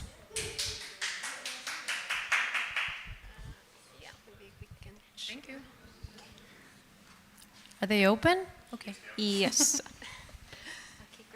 Thank you, Jesters, for the kind introduction and also for all your work to organize this event. It's been great, and we are also looking forward to continue collaborating together. So as said, today we are, well, again, the reminder to have the Slido. So today, indeed, we are going to present to you the online procurement help desk, which is a resource coming from an EU. Sorry, I'm still not used to this microphone. The distance is always... Yeah. Okay, I think you hear me well. Okay, then. So yeah, we are going to present to you today the online procurement help desk, which is a resource coming out from an EU initiative. And we've been talking today a lot about digitalization, local digital twins, a lot of concepts, but how do we put all these concepts together, right? And how do we build a digitalization roadmap for cities and communities? So this is what the online procurement help desk aims to answer. So, but first, let's talk about a bit the bigger context, the EU context, and the importance of developing digitalization roadmaps for cities and communities. And this leads us to talk about the Digital Decade Policy Program, which sets a series of digital targets and general objectives at EU level that need to be met by member states. And those digital targets revolve around this famous digital compass that you might have seen a lot of times already. So these digital targets aim to work around 4 different realms: digital skills, digital infrastructure, digitalization of businesses, and the digitalization of public services. All these targets aim to meet the objectives under the EU Green Deal. They should contribute to those climate neutrality goals. And the role of local and regional authorities here is very important. Why? Because under the Digital Decade Policy Program, all member states must submit their national digital decade strategic roadmaps. And this means that these national roadmaps act as a bridge between what needs to be done at member state level in order to achieve the EU goals and what are the strategic and the actions that need to be taken by local authorities in order to meet those goals. So, well, but how can we develop this digitization roadmap? And here you see a puzzle, a mind map of different words and concepts, objectives that need to be taken into consideration in order to build your own roadmap as a city or community. So talking from data governance, data infrastructure, privacy compliance, cybersecurity, a lot of concepts that in principle might seem to be challenging to put together in the puzzle, right? So moving on, we would like then to present to you what should be or would be a nice methodology to follow to put those concepts together. So you would need to assemble different team members, strategic and decision makers, IT, data and architecture specialists, or different thematic experts like legal experts or procurement officers. This, of course, requires a lot of human resources in order to go through different steps and to know where you are. Before we were talking about Lordimas as a very useful tool to understand where you are in your digitalization journey. So indeed, that would be the first step to take in order to develop to have the end goal of developing your roadmap. First, you need to know where you are, how digitally mature you are, in order to then go to the next step, defining your own strategy as a city. What are your policy priorities, how those policy priorities are aligned with your IT and with your strategic objectives. And then finally, you need to assess your own IT infrastructure. What do I have? What do I lack? So then, with all those assessments, you would be able to have your own roadmap and then identify what are your gaps in this roadmap. And with this, then you should be able to identify the needs and what are then what you need to procure as a city in order to fill in the gaps. So this is now where we move to present to you this resource that is coming from an EU initiative funded by the European Commission under the Digital Europe program, which aims at accelerating digital maturity of less advanced communities in Europe. So the goal is to foster digital strategies in order to help cities advance in their digitalization journey. And the really ultimate goal is to implement local digital twins in urban and rural areas. Currently, the initiative is servicing 150 cities in Europe. The project will end in summer 2025. But the good thing and the good news is that this tool will still survive after the project and will be transferred to the European Digital Infrastructure Consortium that was mentioned before in this presentation by Arnis, and also I'm sure will be mentioned afterwards during the support and ecosystem session. So, but what are the benefits for cities and communities after you go through this journey? My colleague Anastasia will delve into the journey in a few seconds, so you will know all the steps. But what are the benefits? So after going through the journey, cities will get a detailed and digitization roadmap that will help them identify what are their gaps, what do they need to invest in. And this is supported by an expert team who is always behind, helping the city, the communities to review the process and to support them during the whole journey and during the whole steps. Also, this is aligned with EU standards, principles, and regulations, so all the materials that you will get will be aligned and in compliance with all the digital decade legislation. And then finally, the most important part, and where we also find that cities and communities normally find more challenges, is the procurement support part. Because in this program, you will get procurement guidelines and procurement templates. So you would not only know what are your gaps and what are the solutions that you need, but then you will get the materials to really implement them and to procure those solutions. Normally, this support is equivalent to more than 100 days of consultancy services. So this is why the Commission developed this initiative. And now I will hand it over to my colleague Anastasia. Sorry, this was Yeah, because he will go in depth into the journey and take you through the different steps. Thank you. So we will have a small dive here into the different steps at a participating city, and you can have a look at what the journey looks like. First of all, the first and foremost step is to, for a city or community that wishes to participate, is to actually express their interest through an online form that we have available. You can find it at the end of the presentation with a QR code. This expression of interest is reviewed by the online procurement help desk team. And then each city or community that has applied can be offered an information session, should they wish to resolve any doubts they have for the program. And when they are ready and have confirmed that they want to participate, they get appointed with a dedicated consultant that will guide them through the whole journey. It's called a city guiding agent. That's how we call that role in the help desk team. And they will have access to the online platform and will start taking the assessments that are offered there. First and foremost is Lordimas that was explained before. Second is a strategy assessment. Third is the IT infrastructure assessment. We will explain all these in just a few moments. And after completing these 3 total of assessments, the results are processed by the help desk team, and their local digitalization roadmap for the implementation of a local digital platform and consequently a local digital twin is then produced. This digitalization roadmap contains actions that need to be taken, and among these actions, some of them are purchases of digital technologies. So in order to assist also in the procurement of these digital technologies, the final step is providing procurement support to participating cities and communities. This is how the help desk looks like. It's a very simple user experience where you can start filling the assessments, and the roadmap is available through here. And there's also a support center where you can answer all kinds of questions you might have about the service. And the first step, as was extensively covered in the previous presentation, is Lordimas.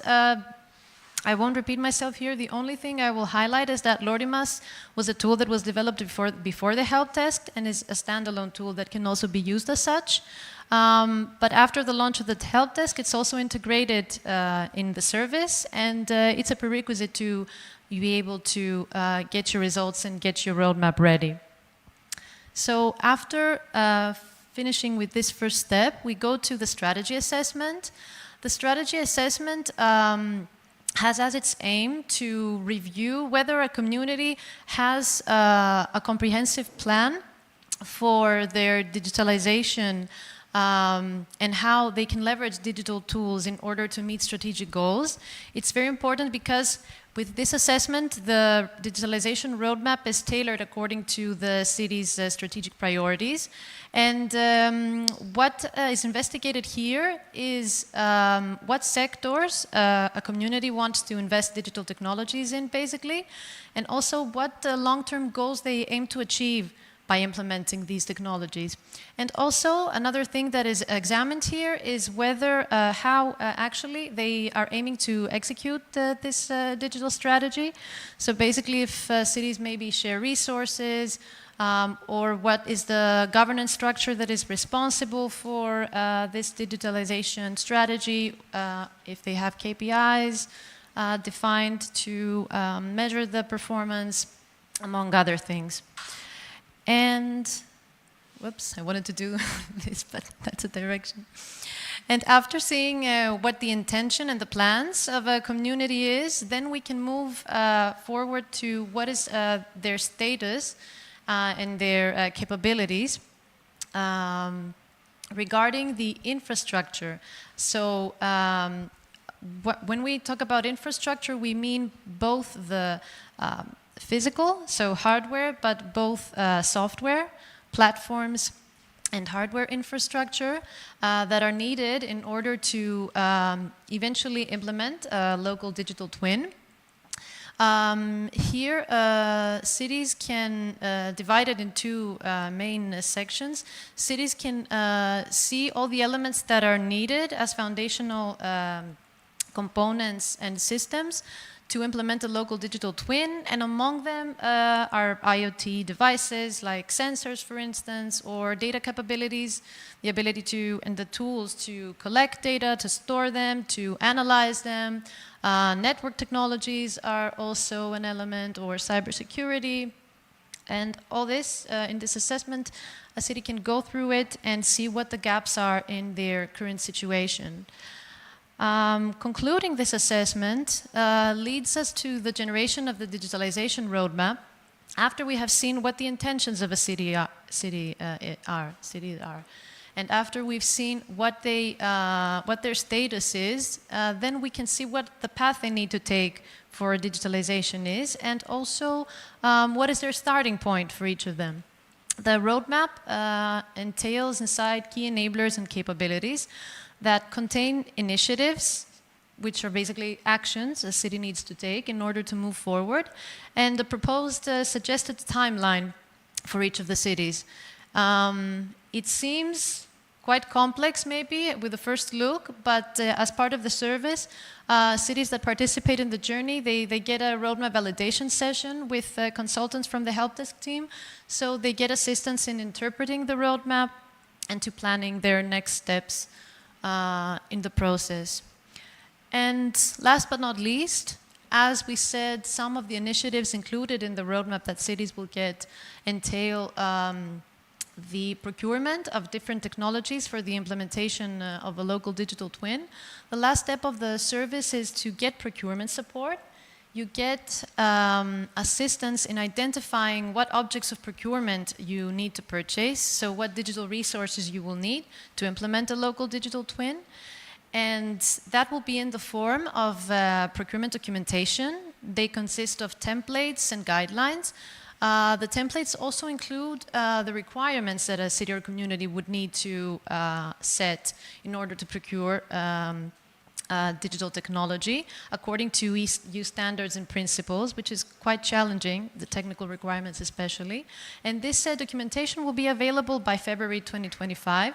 But even before that, in the meantime, we are holding workshops, procurement workshops for participating cities to also get their feedback on the material that are being developed, to make sure that in the end, this is going to be something that will be really valuable for them. So to validate the usability of these documentation.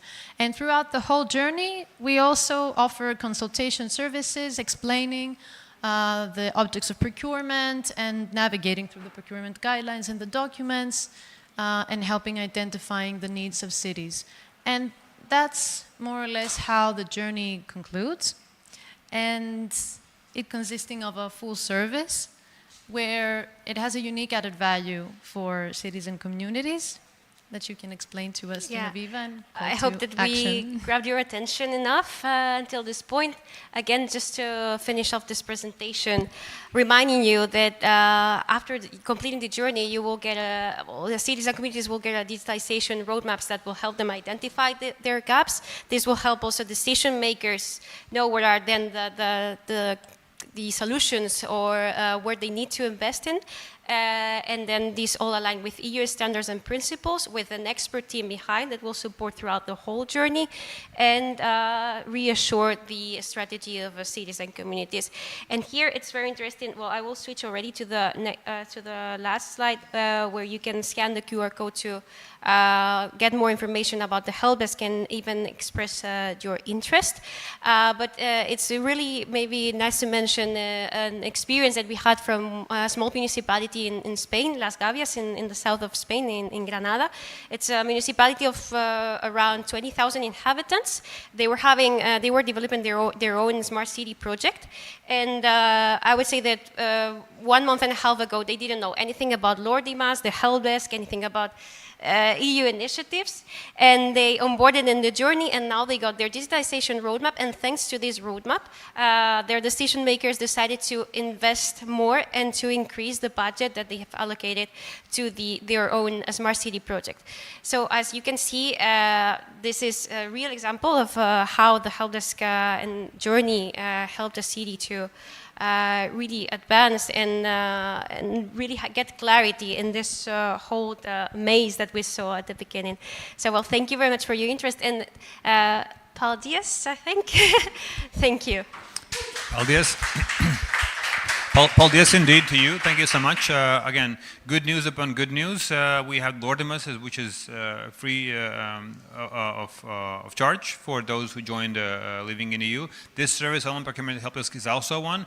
On top of it, to make a more assessment of your journey, and then provide tailored help. Rather than random help, but tailored help in your development, which I think is fantastic at this stage.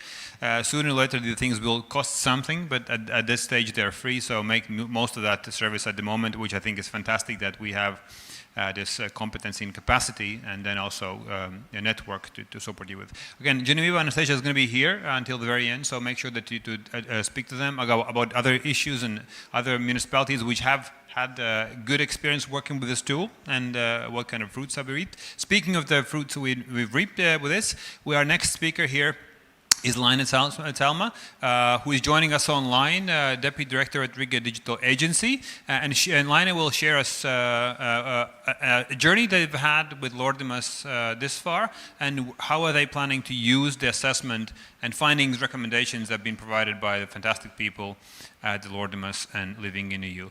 Laine, do we have you online with us? Yes, great. Yes, we can you see do. you well.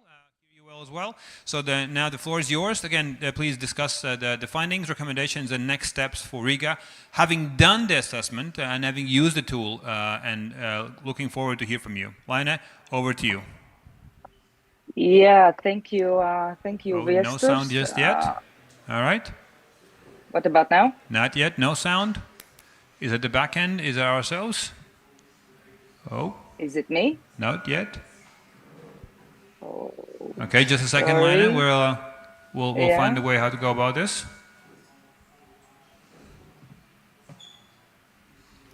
We had a sound check with you. Everything worked very well. Yeah. So I would assume that we're going to be back in normal programming in a second or so.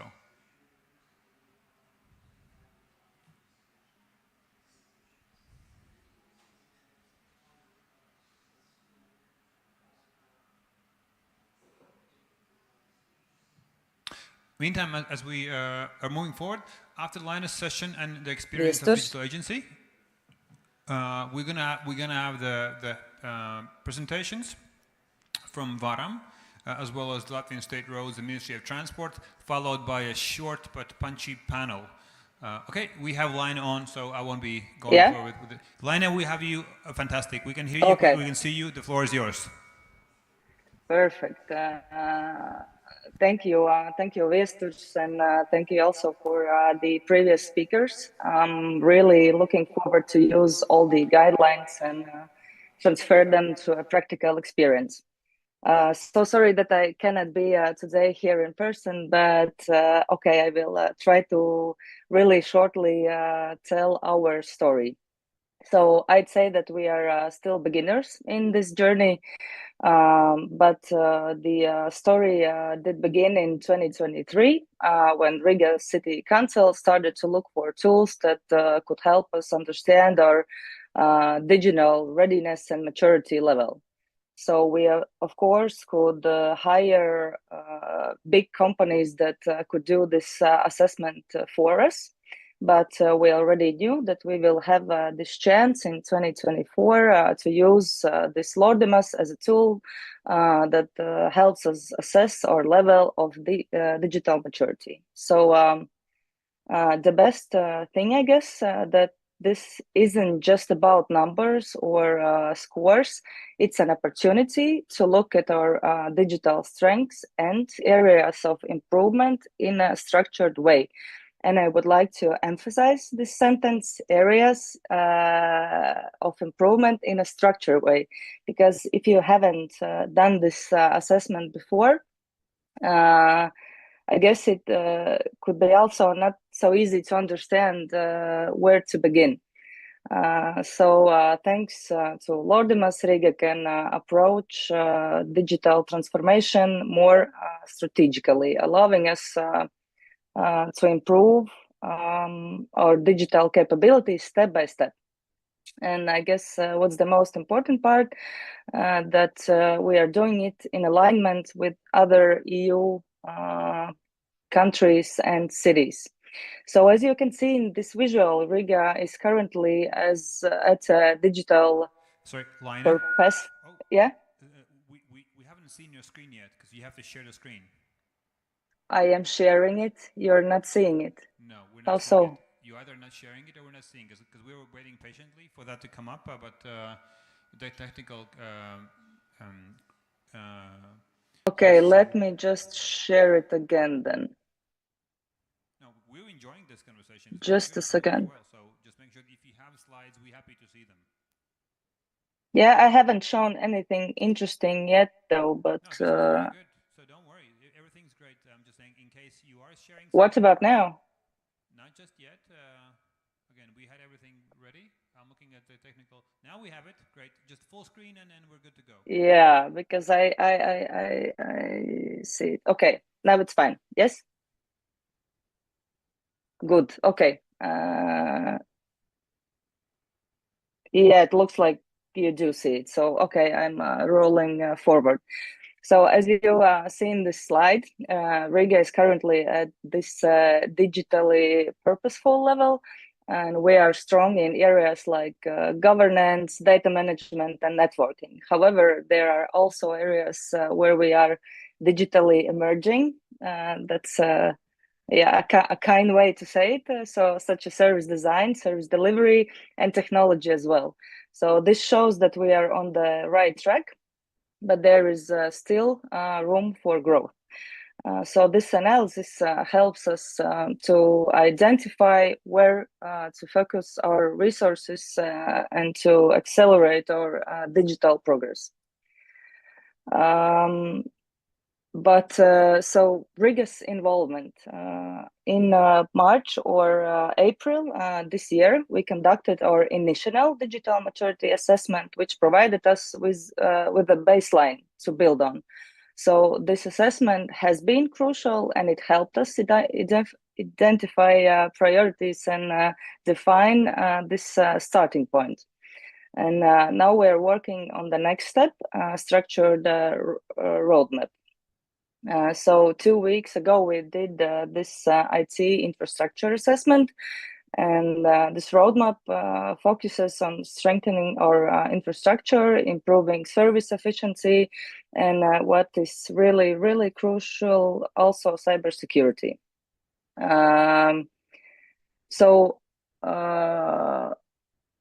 To fill those boots, as Viestur, so you said before, in my personal opinion, this assessment, the first one and the second one, was quite simple to fill, but it took time though, and but the results are satisfying and really detailed. But it couldn't be done by one person. It took several managers, experts, and specialists from Riga Digital Agency. And I'd say that it's not meant to use as a tick in a box, just click, click, click. So there's this social trend now. You have to be mindful and demure with it, right? So, okay, then why do we need it? To follow up what I said before. That this tool helps us to find the areas and improve them in a structured way. Lordimus also offers us strategic advantage when applying for projects. So participating in this program allows Riga to demonstrate a structured approach to digital development, which can earn us additional points also in funding applications, to be truthful.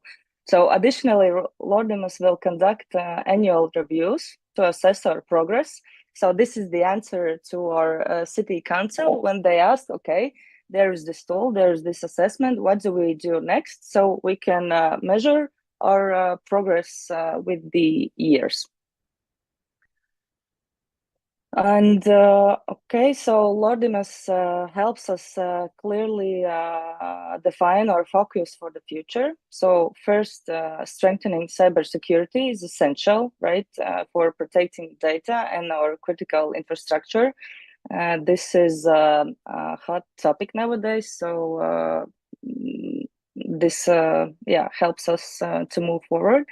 So second, smarter data utilization. I guess Edgars has talked about this topic a lot. I will not dive into details, but this essentially helps us to make those data-driven decisions.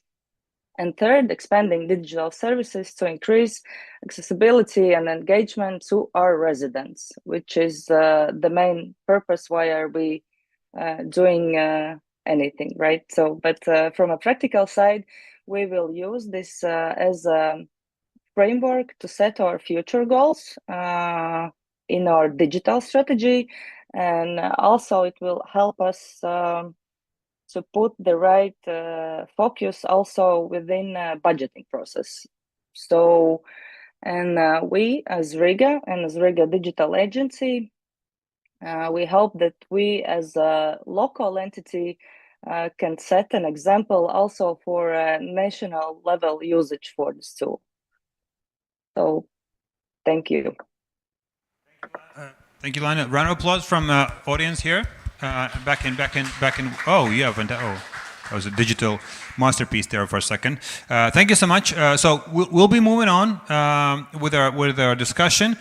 Just a roundup from me. I think that as you started out, I think it would cost you, I would say, quite a few digits to have this done by the Big Four.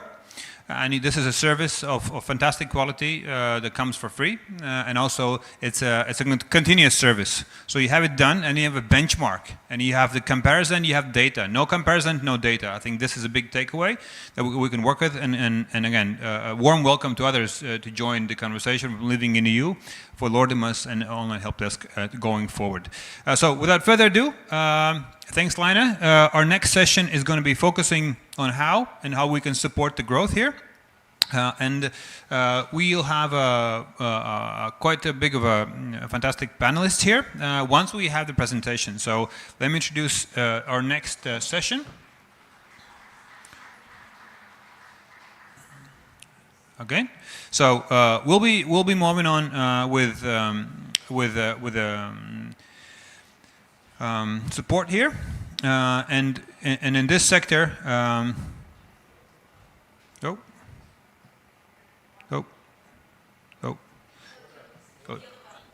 All right, thanks so much.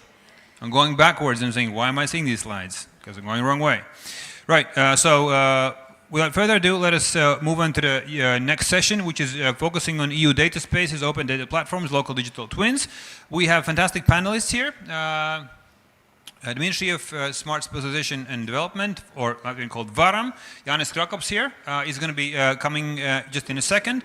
We're going to have sorry, we're not going to have the chairs yet, because we start presentations and then the chairs out. So Jānis, you come forward. We have Viktorija Takaburska, Ministry of Transport and State Road Infrastructure, Diana Tumen, Latvian State Roads, National Traffic Information Center, and Boris Ilsejevs, Latvian State Roads Infrastructure, National Traffic Information Center, and Edgars Indersons, Head of Data. These are the people coming up in a panel just in a second. Let's have the floor. We're going to have three presentations, one spearheaded by Jānis, then Boris, and then Edgars, and then a fantastic panel where we're going to discuss where is this taking us in the future. So without further ado, Jānis Krakops, Head of Management, VARAM, over to you. Yes, thank you. And kudos for announcing our name. It's hard for me as well, especially after the change. It's quite hard to remember, but just for, as we say in Latvia, repeating something is the mother of all learning. So my name is Jānis Krakops. I am the head of the data management unit from the Ministry of Smart Administration and Regional Development. And today I'm going to be talking to you about our work regarding the development and the future implementation of the Latvian national data governance policy, and a few of our, let's say, flagship projects that we are also working on together with our colleagues, some of which are in the room, some of which I hope are online. And today, for starters, a bit of an icebreaker, because I have, I think, about 12 minutes. So if we talk about digital transformation and policy, so for example, we have like ICT infrastructure policy, we have digital services policy, and the new thing with the European data strategy and the implementation of the Data Governance Act, the Data Act, is the data policy. So we now need to develop also a national data policy, how we work with data, how are we describing data in a common manner so that it's standardized, how are we sharing data, and how do we gain, let's say, insights and let's say improve effectiveness of our everyday work. So quick question I will ask maybe somebody in the audience to answer with one word. So put yourself in this position. You're going to different institutions and you're saying to them, wow, you're gonna have to implement a new policy. What's the first thing that comes to mind? It can be in Latvian and can be in English. I like that answer. Oh no. So it's in between of nice and oh no. I think it depends on the day and the moon phase. But just with that, I would also like to start my presentation with a bit of a, let's say, evolutionary roadmap. So we have been working with data for several years now. I think as much as, let's say, digital transformation has been a policy area, we have always tackled data in the process of developing our new solutions and improving processes, etc.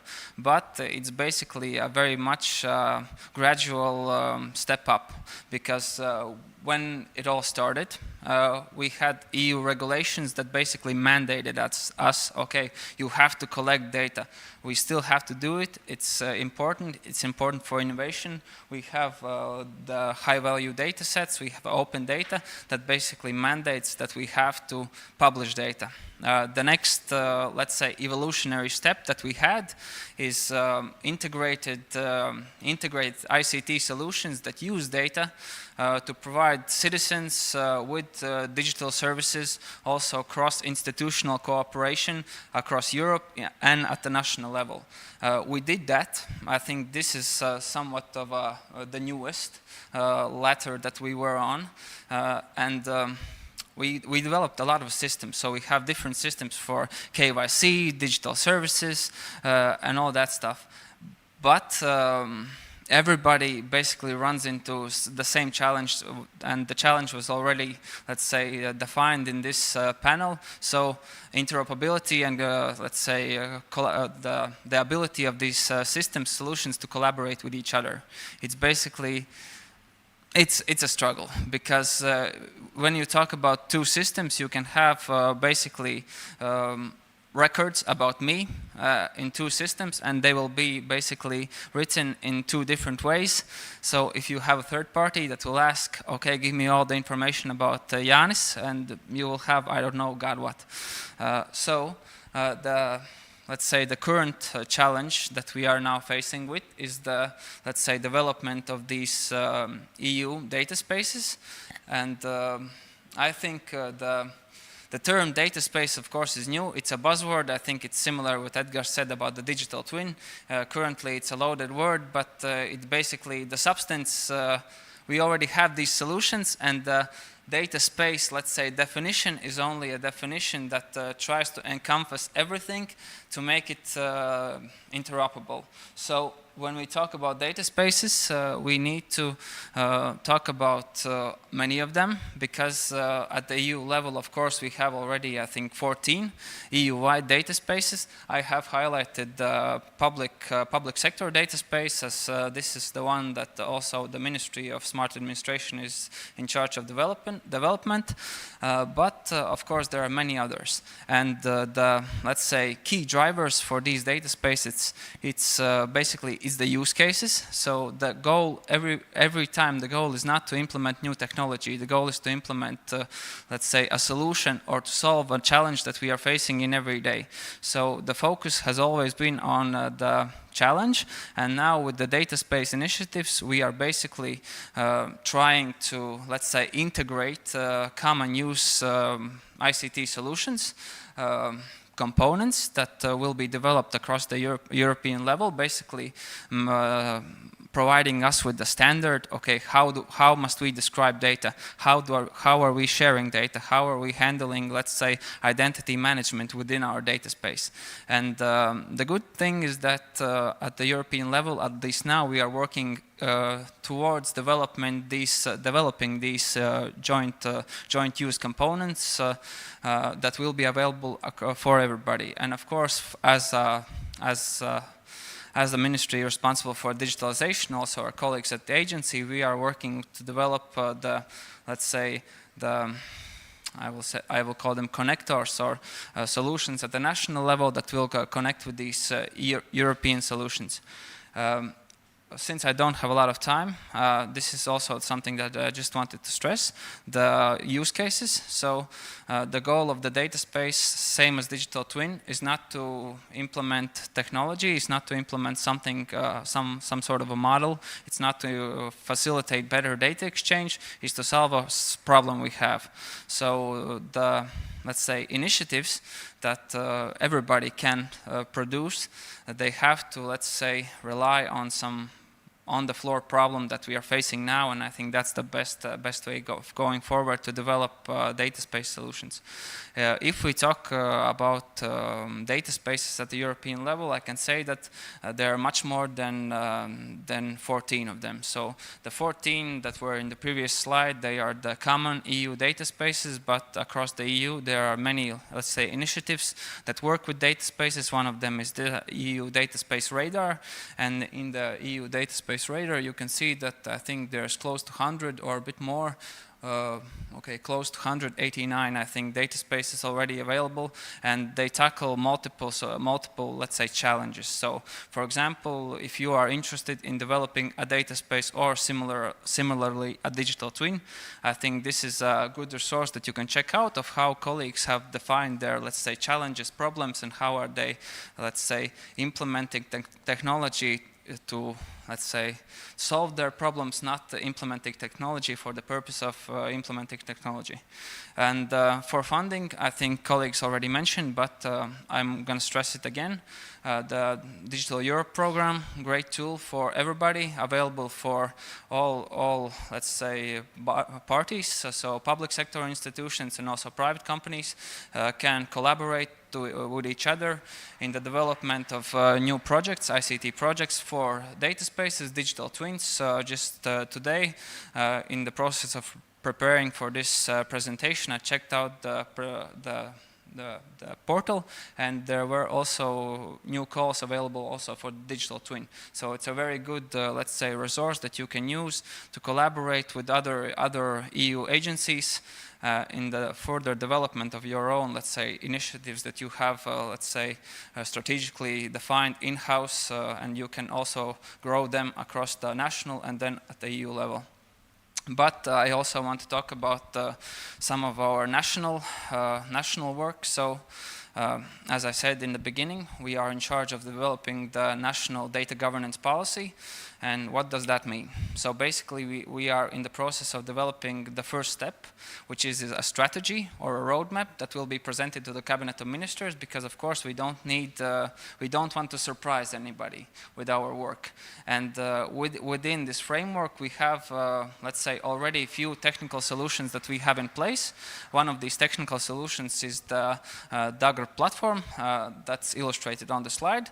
This is basically our national data exchange platform that we have developed, and we are now growing,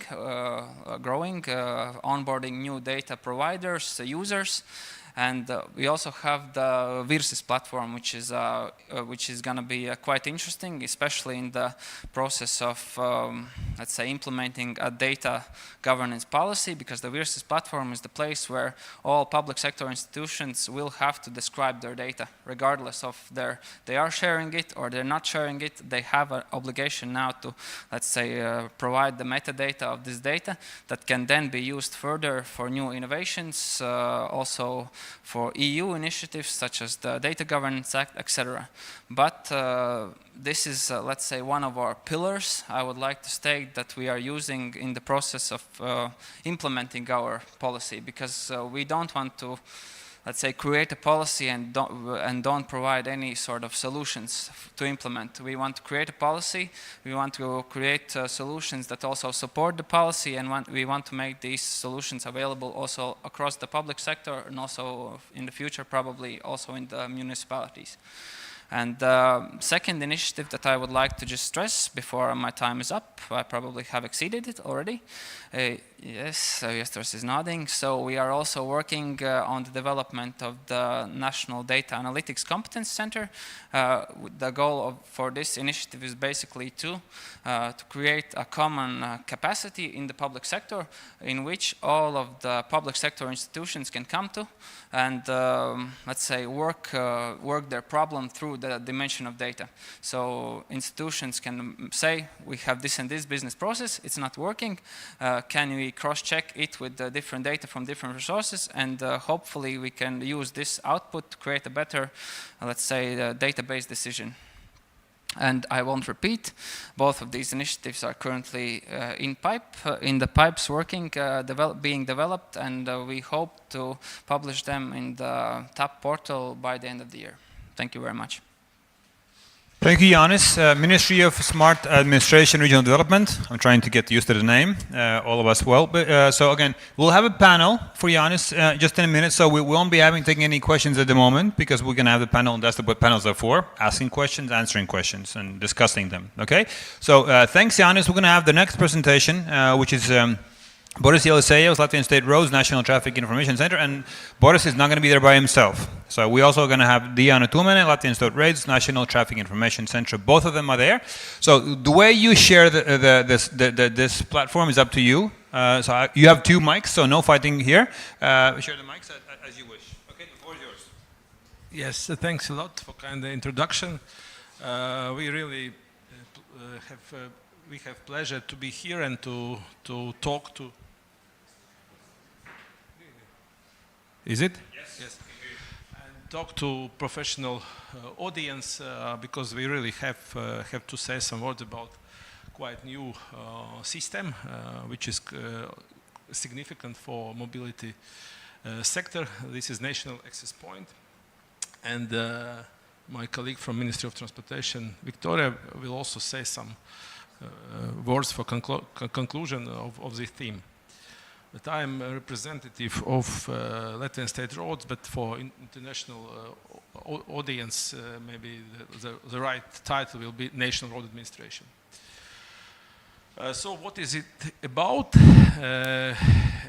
I will say this abbreviation NAP, because it is commonly recognized to be used, and this is a scope of services which are promoted to be mandatory from EU perspective, and in fact this is some kind of open data service or portal which is aimed on specific sectoral needs. In that case it is mobility, not just road but also different transportation modes, and therefore this has also this multimodal dimension. And the realization why we are talking about it, that this product is this service and NAP platform is quite new. We launched it at the end of previous year. Now it is fully operable, and actually my company is bearing duty to operate this service, and also is at the moment the main data provider for it. So we have two interconnected systems for data flow provision and also for publication, ready to use services. But talking about the next steps, of course, we are looking for very broad cooperation and much more data providers to the system. So as you can see here, that two main institutions are involved. I already mentioned we are this NAP operator, but Ministry of Transportation is national body. that is in charge of all the things to be done on national level according to the EU regulation, because there are some about 9 or 8 or 9 delegated acts regarding provision of such kind of services.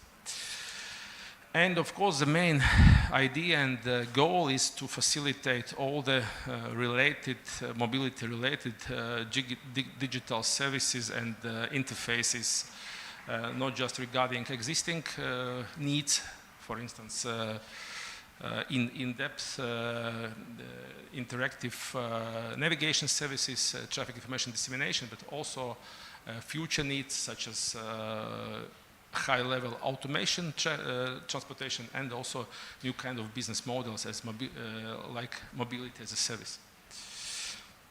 And also this, not just we have this formal regulation, but also quite broad institutional support from this international level. We have here, you can see below, and for instance, our direct involvement now in this NEPCOR networking, that is some kind of union of NAP operators, which is very important for us as a newcomer in the field. So here you can see already mentioned such regulations regarding the NAP operation, and at the moment what is actual, what is operable, different, many tens of data sets or data categories, but mainly in these two service domains as real-time traffic information and also safety-related traffic information. So there is a lot to do more, and of course now the main focus is on getting to NAP broad scope of multimodal information and adjacent data. So you can see that the legal scope is quite broad, but what we have as a problem for implementation and also for operational phase, that there is a quite high level of requirements, of statements, so therefore is some kind of iceberg. When below the water there are a lot of different technological issues to be solved, and they are not obvious for many situations. So there are a lot of challenges where, and still are to maybe have better this service provision and performance of the provided services. But what is the main difference, how this sector worked before and after the NAP came in force? That before we had a lot of bilateral and B2B interactions, and probably for national level, for economy of scale, many things maybe were enough. However, we have forced with this EU strict regulation to promote also this NAP and to do many things through NAP that will avoid any direct interactions and to provide uniform services, not just some kind of data provision or subscription, but also all the related things regarding quality assessment and procedures and so on. So after NAP came in force, we have this unified approach, and we have this two data flow with this service pipeline, that data provision and data subscription. And this central part is NAP regarding all the methodologies which are in place and valid. For instance, regarding these data formats and also metadata provision and so on. So they are put in place, and so they are uniform and are usable for everyone. Regarding maybe the technical performance of the services, we should say that they are maybe harder than some kind of simple solutions because regarding all the technical issues, for instance, this data format, it doesn't matter which kind of data scheme is used, but basically there is XML. And from European perspective, it was very important to provide very broad, uniform approach, which is usable for today's needs, and also to describe any traffic situation, incident, which is beneath this data transfer, also in the future, also regarding fully automated approach. So that's why maybe this data set's quite not as easy to working on with many, I don't know, maybe some small companies which are maybe familiar with quite small this GeoJSON data exchange, but this is a case when we are working with whole chess desk, not just for some with some fields that we can recognize at the moment. And of course, also this future mobility needs. Regarding the not value chain, but this data flow through NAP, actually, maybe it is not maybe fully correct diagram because we have a lot of different traffic notifications which are which are coming from different sources, and also they are related for on the different kinds of institutions, not just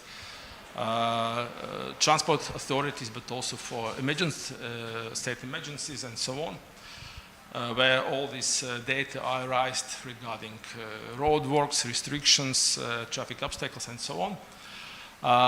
Then there is a broad scope of procedures to provide this profiling to get this ready-to-use data services, and therefore through NAP as a web portal we provide this data services for subscribers. A lot of different approaches. So for European reference profiles, for raw data we use these DataX2 publications, and also different kinds. For instance, for some static data of simple structure, we use also the CSV. Transmodel will come with two multimodal data as to be coded for Siri and NetX schemes. So there is quite a broad scope of services, and also for everyone there is public interactive map. So there is not any subscription, but everyone can go there and see any traffic notifications, also profiling through this interactive GIS map. Yes, regarding the platform, as I already have mentioned, that this is a web portal, and at the moment this is the best way how to realize NAPs, because historically there are different approaches. For instance, for some countries with a very high level of service automation, they don't have any this interface to everyone, but just technocratic services. But we decided to reach this audience from all the possible parts, and this is also very important to build up this ITS and also NAP community. So data subscription, data provision service, and also to provision we have all the related to EU requirements and methodology, different kinds of quality assessment, sandbox, and so on. So to provide also different kinds of checks to be sure that published data services are valid and of good quality, of proper quality. Many tens of data sets, as I already mentioned. So what we decided also principally that in some countries there was a choice to provide somehow a big bags of data, then to be decomposed. For instance, if we are talking about real-time traffic information, that all related data are coming to this one publication and then to be decomposed. Our choice was to provide different data sets that because it is opportunity also for data subscribers not to just take some big amount of data and also sort them, but to provide exact subscription where they want to do that. And as we already have heard from this NEPCore platform, it is very good practice. So we also try to implement all the best existing practices in the field. And also implementation, deployment problem was that it's quite new. And when we introduced the project, in that time also many methodologies were deployed. Interactive map, as investors tell me that we should go to the end. And what is my main maybe notation for this point, that we are ready to join many new data providers, and of course they will come not just on some kind of voluntary base, but these traffic government rules are in progress, and at the moment there is a very big need and opportunities to join municipalities, which are also local national road administrations, and also there is a need from industry of electric car charging points. There are a lot of different approaches how we can get that data, and probably up to 4 different technological and one more this institutional, when it is possible to authorize getting data from some kind of institutions and put on the behalf of this data holder. So that's for me, and I ask all the, especially municipalities, for their cooperation, and give the floor to my colleague Victoria. Yes, just fulfill a few words about the presentations. A big thanks to the Latvian State Roads. No, I don't need. To step forward in this implementation of intellectic transport sector in Latvia. So it's a big opportunity for data providers, and I would like to encourage all data providers to use this opportunity because it's free of charge service. So if we look back 5 years ago, for example, mobility as a service was like a dream in Latvia. So for now we can say that it's one step, and we can use this system, and so using next national access points. So, and the same as, for example, automotive connected vehicles. So, thank you. Thank you, Victoria. Thank you, Boris. I don't have a microphone, sorry. Just a second. We'll be back with the Q&A, with the panel session. We're going to have Edgar's on their work on the data spaces as well as the data collection, and then we're going to go to the panel. So Edgar's, over to you. We've seen you before. I'm not going to introduce Ed over again. His bravery and courage here, coming with his foot still healing is commendable. So over to you with here, and then after this we're going to be heading to the panel and getting the chairs out. Oh, the mic, of course. Thank you. Yeah, it's hard to follow up this because I believe everything has been already said at this point. So, but it's honestly, it's very nice to see that both ministries and Latvian roads have achieved so much in this area. So, it really makes our job in the municipal level much easier.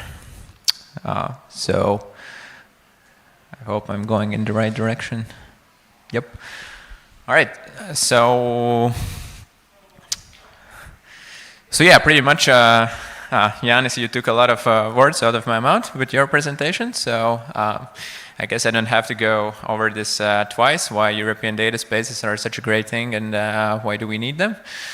So I'll probably focus more on the municipal side of things, which is essentially how do we, on an individual and municipal level, build the data management and data governance frameworks in a way that no matter what, we support the European data strategy, and we actually get, you're actually able to do and achieve these things, because at the end of the day we are going to be both the data user and the data provider, especially in the national point, especially in all kinds of European data spaces. So we are sort of on both sides of this thing. So for that, we have various open data platforms. Some of them have already been created, such as GeoRiga, but obviously we have a lot of other plans. So we are essentially in development stages of creating our own internal API service. But honestly, at this point, looking at what you guys are doing, perhaps in the upcoming years, when we will get to that point, perhaps we will be using a state-level service instead of one created by us, which we would probably prefer, as we can optimize. But obviously, this doesn't end only here. As I mentioned, our main focus isn't so much about, just publishing data, because we already know everybody is doing that. Our main focus is on establishing a long-term strategy and a framework, so to, have an actual long-lasting impact. So not only that, we are someone asks us to publish some data and we just do it. That's not what we really want to do, or we don't want this approach. We want to be proactive. We want to have this as a part of our underlying strategy. So that's one of the big cutting corners in our job. In our job as a data analytics unit, in our job as a digital agency, is to create this framework so that the gears spin themselves, so that the departments and the various stakeholders internally, they all know what to expect, and they are already data mature, which is a terminology I like to use, is that we achieve this data maturity so that we can participate in this process by ourselves. Then obviously I'm very happy to talk about minimum interoperability mechanisms, which is the MIMS. In the beginning, in the first year, I couldn't understand what it was about, but then after a long period of time, I finally understood, and it's like discovering Jesus or something, because that's it very much approaches the question that you brought up, Yanis, in your presentation, is how do we actually get various systems to integrate between themselves. And I think this is a very noble cause to work on the MIMS, which is essentially, if you have obviously every municipality and stakeholder will have different IT systems, and but all of us should come together at some point and agree to a minimum level of interoperability, essentially a minimum level of requirements that we have to meet in order to have at least a chance to integrate our systems together. And this is probably a very basic outlook at this, but I'm very happy that this project is going forward, and as one of the members of the MIMS, it's happy to push this forward. Yeah, about the challenges, I guess this is the whole topic of the panel discussion, I guess. So I don't know if I really want to go deep into this, so we can probably go to the, yeah. Without a mic, I'm going to get the chairs here and have Yanis and Ministry of Transport here as well. You can choose chair, the bar chair, or where?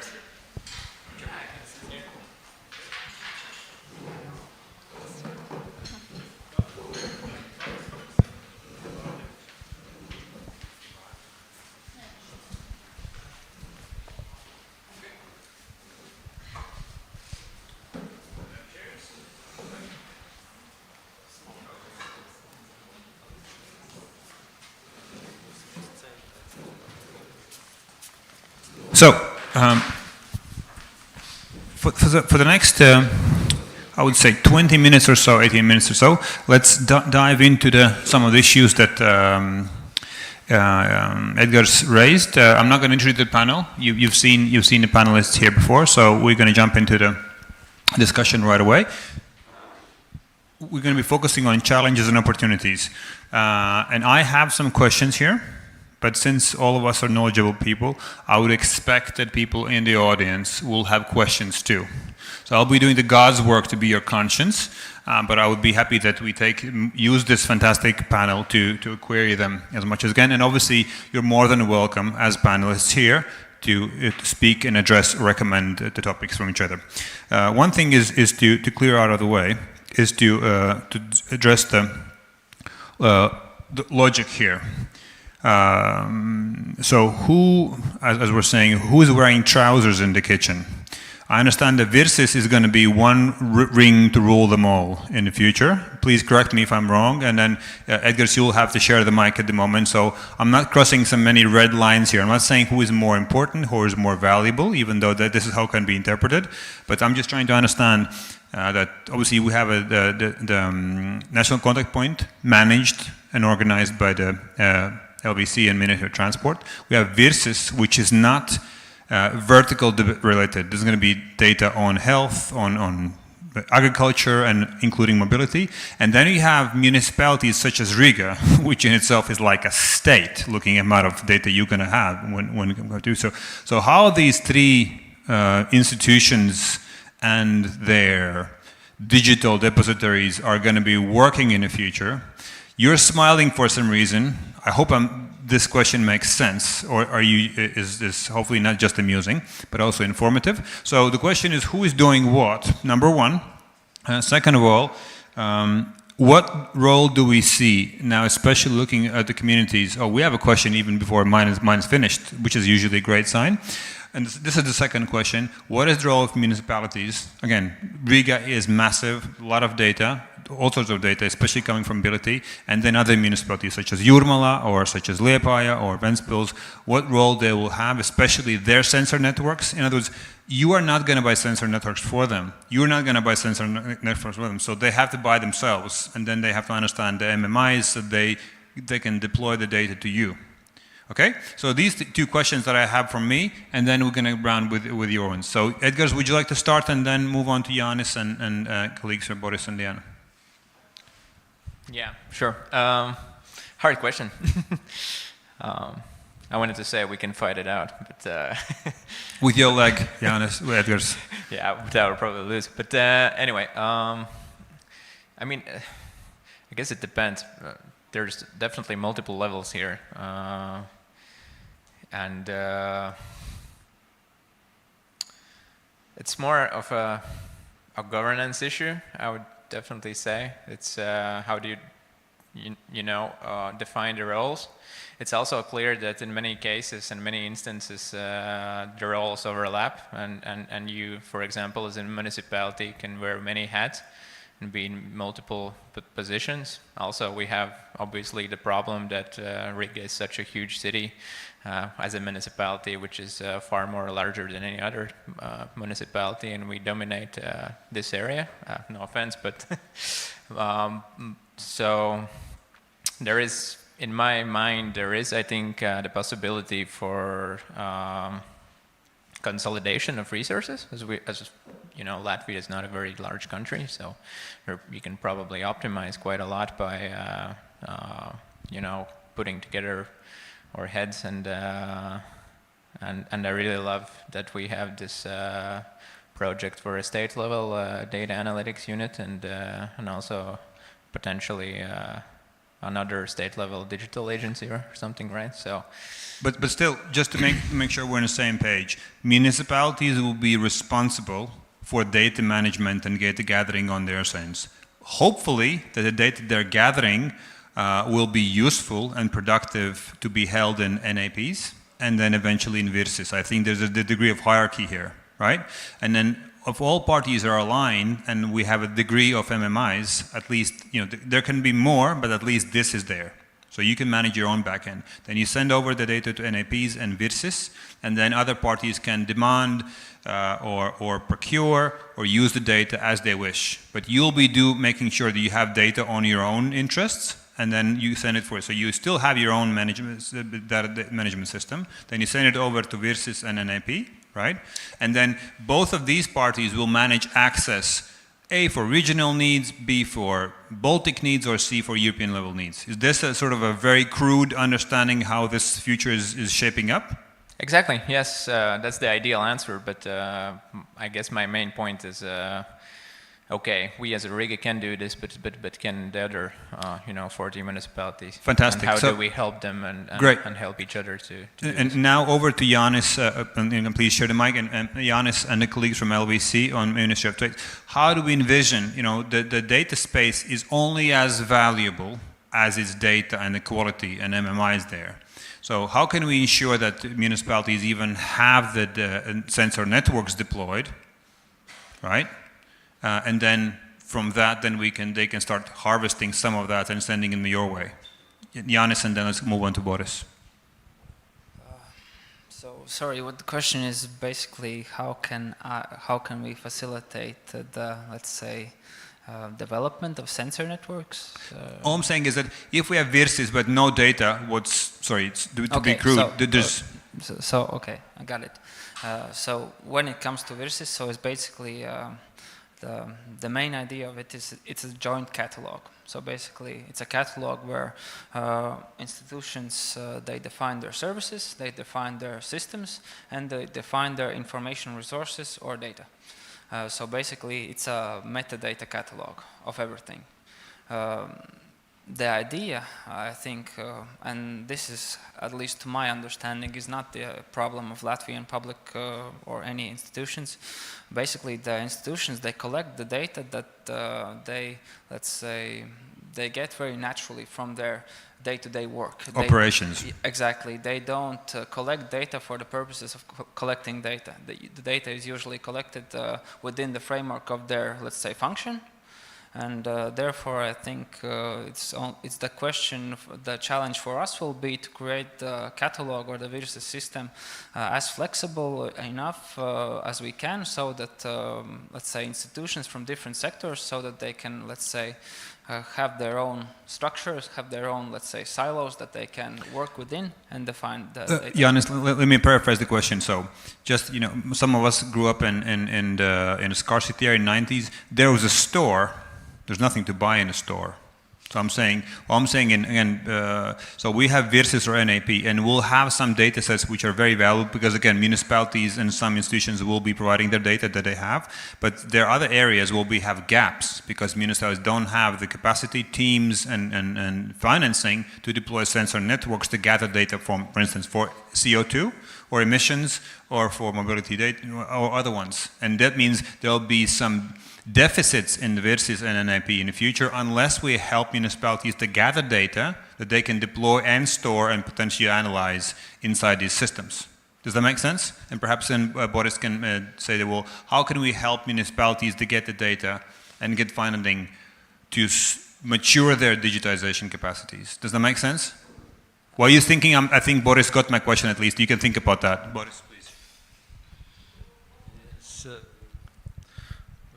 Viesturs asks very broad and political question, maybe, because that's not a compliment in my world usually, but let's go. I think that the main issue and challenge, of course, is lying in this ideologic, this level, because at the moment what we have that real technological abilities much higher than some kind of legal framework regarding this data privacy and this avoidance of these big brother concepts, looking somewhere outside. Yeah, for everyone. Therefore, what is important that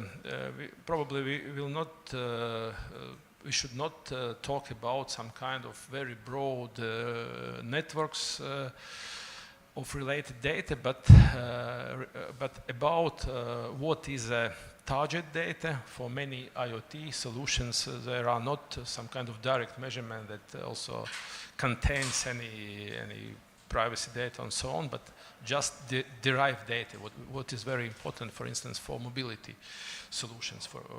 For example, these ways, that they are based on crowdsourced data, and actually we can, for different traffic management needs, we can extract just crowdsourced data regarding this statement of traffic and so on, not just having insight who is posting that or something else.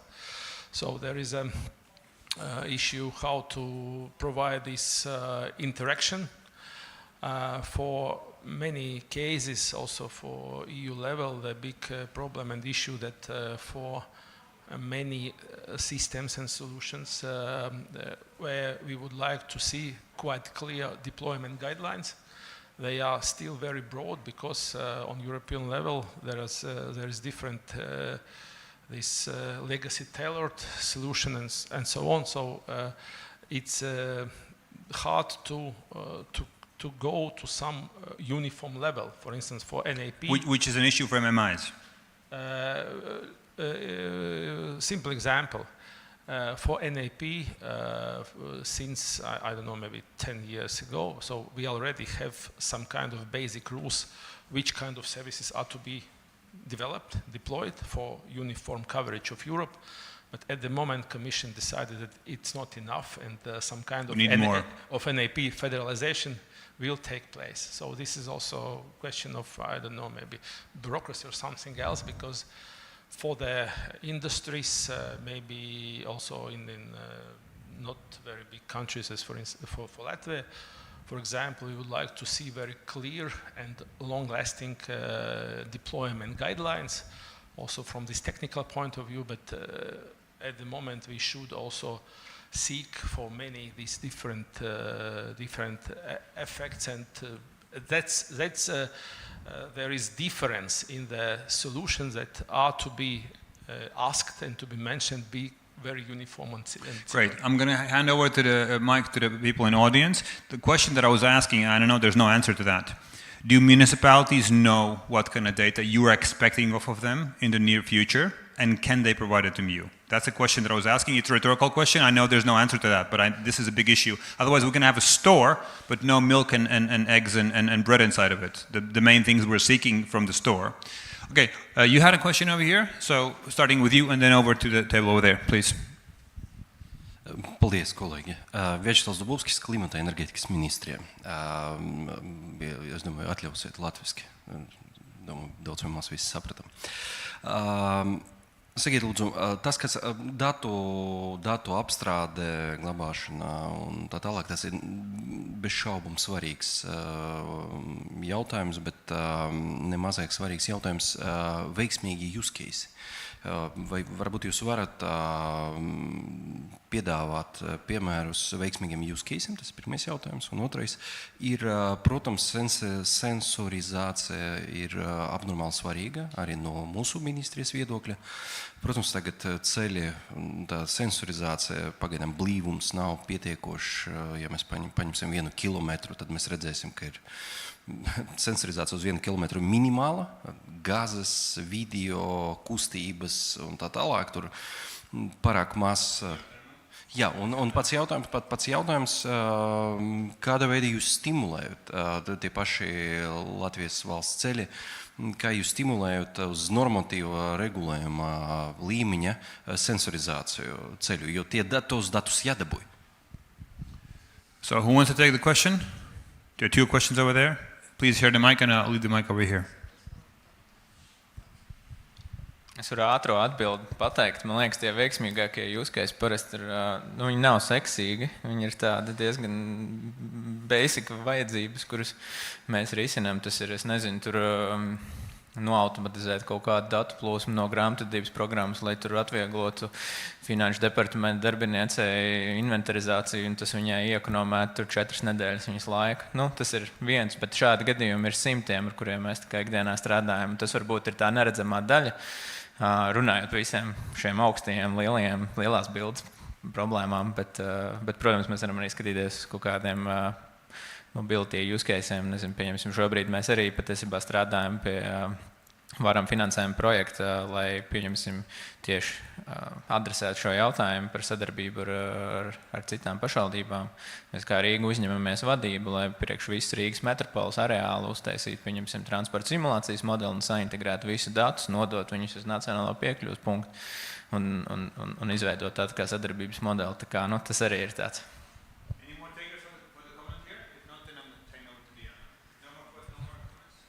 Es no savas puses varu tīri short answers, jā.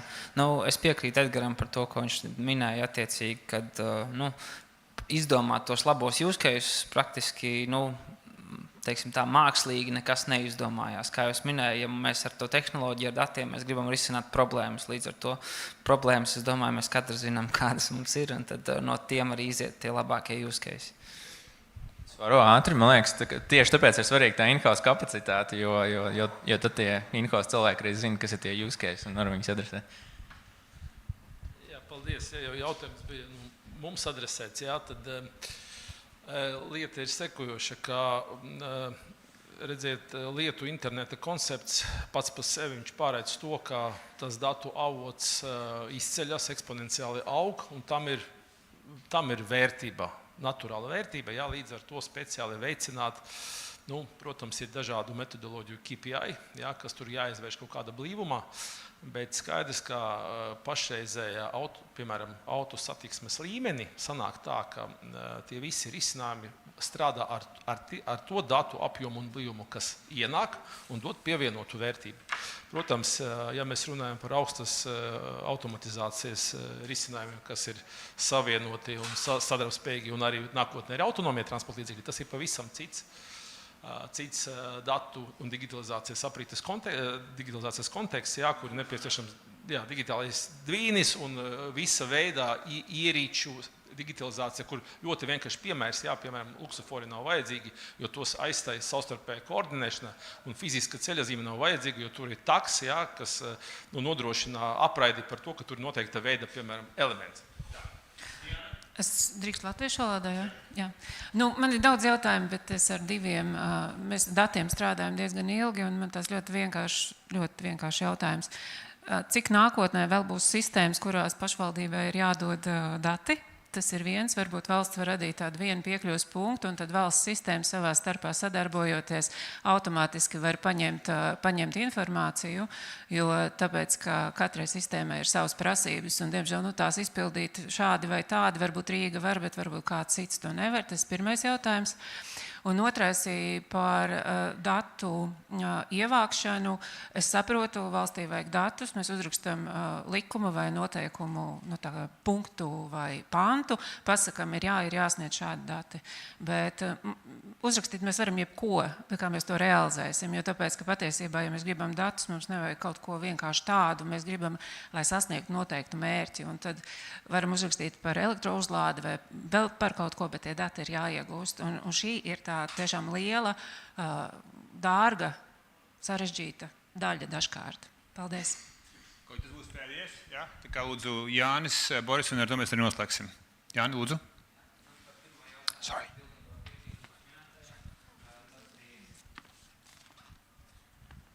Kad laikam būs labāk. Tātad par pirmo jautājumu pilnībā piekrīt jūs minētajam. Tātad par to, ka ir nepieciešama viena platforma, tātad datu iegūšanai un izgūšanai. Un tas arī ir tas, ko mēs strādājam. Manā slaidā arī, ko es rādīju, šī Dagra platforma, tā arī ir tā doma. Tātad tā ir platforma, kurā mēs tātad izplatām visus valsts iestāžu rīcībā esošos datus, un nākotnē noteikti tiks integrēts arī tātad pašvaldības. Un tā ir arī iespēja tātad datu saņēmējiem ar šo vienu integrāciju tātad piekļūt visiem valsts datiem tā vietā, lai ietu, nezinu, cik mums tās sistēmas ir, tūkstošos pie katras sistēmas ar tiešo integrāciju. Par to otro jautājumu atbilde laikam ir tāda, un tas tiešām subjektīvi no manas pieredzes, tātad nav tā, kad izstrādājot MK noteikumus, vismaz man tiešām nav bijis pašam, kad kaut kas tiek uzrakstīts, un es vienkārši domāju, kā šito vispār mēs īstenosim, jo parasti jau, kā es minēju arī par datu politiku, tātad izstrādājot politiku, politikas veidotājiem, tātad būtu jābūt tai atbildībai, kad ir arī kaut kāds redzējums par īstenošanu. Tas nevar būt tikai vienā virzienā, nevar uzrakstīt normu, kuru pēc tam vajag domāt, kam deleģēt. Paldies, Jāni. Mums būs pēc tam iespēja parunāt diskusijas gaitā ar kafiju. Boris, no jūsu puses komentārs pēdējais, un tad mēs apaļojamies. Liels paldies par jautājumu, un, piemēram, mēs sava projekta tieši turējam redzesloka šo iespēju, tāpēc es arī stāstīju, ka pastāv dažādas opcijas, jo mūs interesē nevis formāla prasība, bet veidi, kā to var iesniegt, un, piemēram, ir, protams, ambiciozas pašvaldības, kas gatavas, piemēram, kaut kādu sniegt lietošanai gatavu datu servisu pēc specifikācijām, bet mums arī ir opcija mūsu pašu sistēma, kas ir tas pipeline datu iesniegšanai, piešķirt trešas puses lietošanas tiesības, un vienkārši jebkuras pašvaldības vai cita datu devēja operators var caur mūsu sistēmu strādāt ar šiem datiem. Vismaz tie, kas neatjaunojas automātiski, bet kas prasa manuālu apstrādi un ievadi. Tā kā, protams, tā ir plaši zināmā lieta, problēma, un skaidrs, ka procesu līmenī to vienmēr ir jārīsina, nevis vienkārši nostādīt fakta priekšā, ka kaut kas tur atbilstoši kaut kādai regulē vai kā ir jāiesniedz. Tā kā mums ir šie rīki, lai tur varētu efektīvāka veidā ik viens datu devējs, kuram būs šī institucionāla piekritība un pienākums, lai viņš varētu to ērta veidā iesniegt. Super. I'm going to switch back to English. This is the language of operation today. Thanks, Edgars Hinrichsson, Riga Digital Agency, Jānis Krakops, State Smart Administration Regional Development, Victoria Dabgurska, Ministry of Transport, Diana Tumen, Latvian State Roads, and Boris Ilis, Latvian State Roads National Traffic Information. All of them will be here for the more comments during the coffee session, so please make sure to address them and ask the questions. I think this is the start of the conversation, not the end of it, so let's have more of those in 2025 once we meet again for the digital maturity. Thank you so much. Round of applause for our panelists. Thank you so much. We will be moving with our next session on focusing on the more services and support that we have here. We're organically going to the sharing, but we'll be having two more sessions here. First of which is supporting. We'll have to sort of go to the next session, which is end of this one, and we'll have other presenters here in front of us. So we have Gabriela Reseva on supporting us with living in EU, after which we're going to have Artis Gustovskis from Kuldiga, and finalizing with Edik with Arnis Gulbis from Riga Digital Agency. So over to Gabriela, which is going to be presented us via video. So over to video with Gabriela. Okay?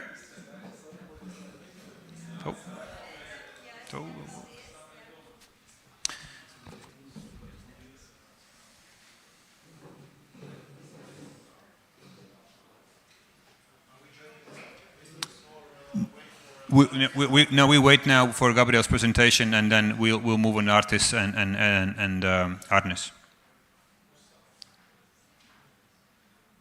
Okay, is the video live?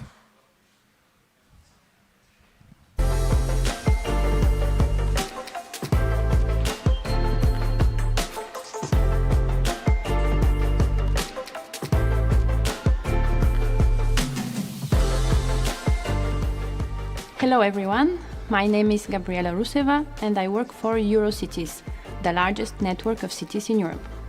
I'm very pleased to present today the Living in EU initiative that we coordinate, a key EU initiative on digital transformation of cities and regions supported by the European Commission and the European Committee of Regions. Living in EU brings together local and regional leaders who recognize the potential of technology to enhance the quality of life in their territory. It's important to know that it is not only for cities, it's a multi-level governance movement. We support public administrations of all sizes, villages, towns, cities, metropolitan areas, regions, and of all levels of digital readiness to understand and adopt digital technology as a tool to solve the challenges they are facing. We enable those communities to collaborate, to share smart city strategies, and to reuse solutions to avoid reinventing the wheel. We promote a sustainable digital transformation based on European values and fostering European cooperation. This collaboration is based on a political declaration called Join, Boost, Sustain that defines those values and principles, which are: digital transformation should be citizen-centric, technology can help your city work better, it's a tool and not an end goal in itself. Data should be managed in an ethical and socially responsible way, and platforms should be interoperable and based on open standards. Almost 200 mayors and regional ministers have already signed the declaration. As this might sound a bit too general, let me explain what our goal is and why cities and regions should join us. First, to know about developments at EU level. We all know that the EU landscape can be quite complex. Second, to share knowledge and solutions. And third, to access and use the services and tools available from the EU. Why should municipalities want to know? Recently, we have been hearing a lot about local digital twins, for example. They are one of the main advanced technological solutions that can help cities achieve their objectives. For example, climate neutrality. They clearly have a huge potential to support decision-making at local and regional level.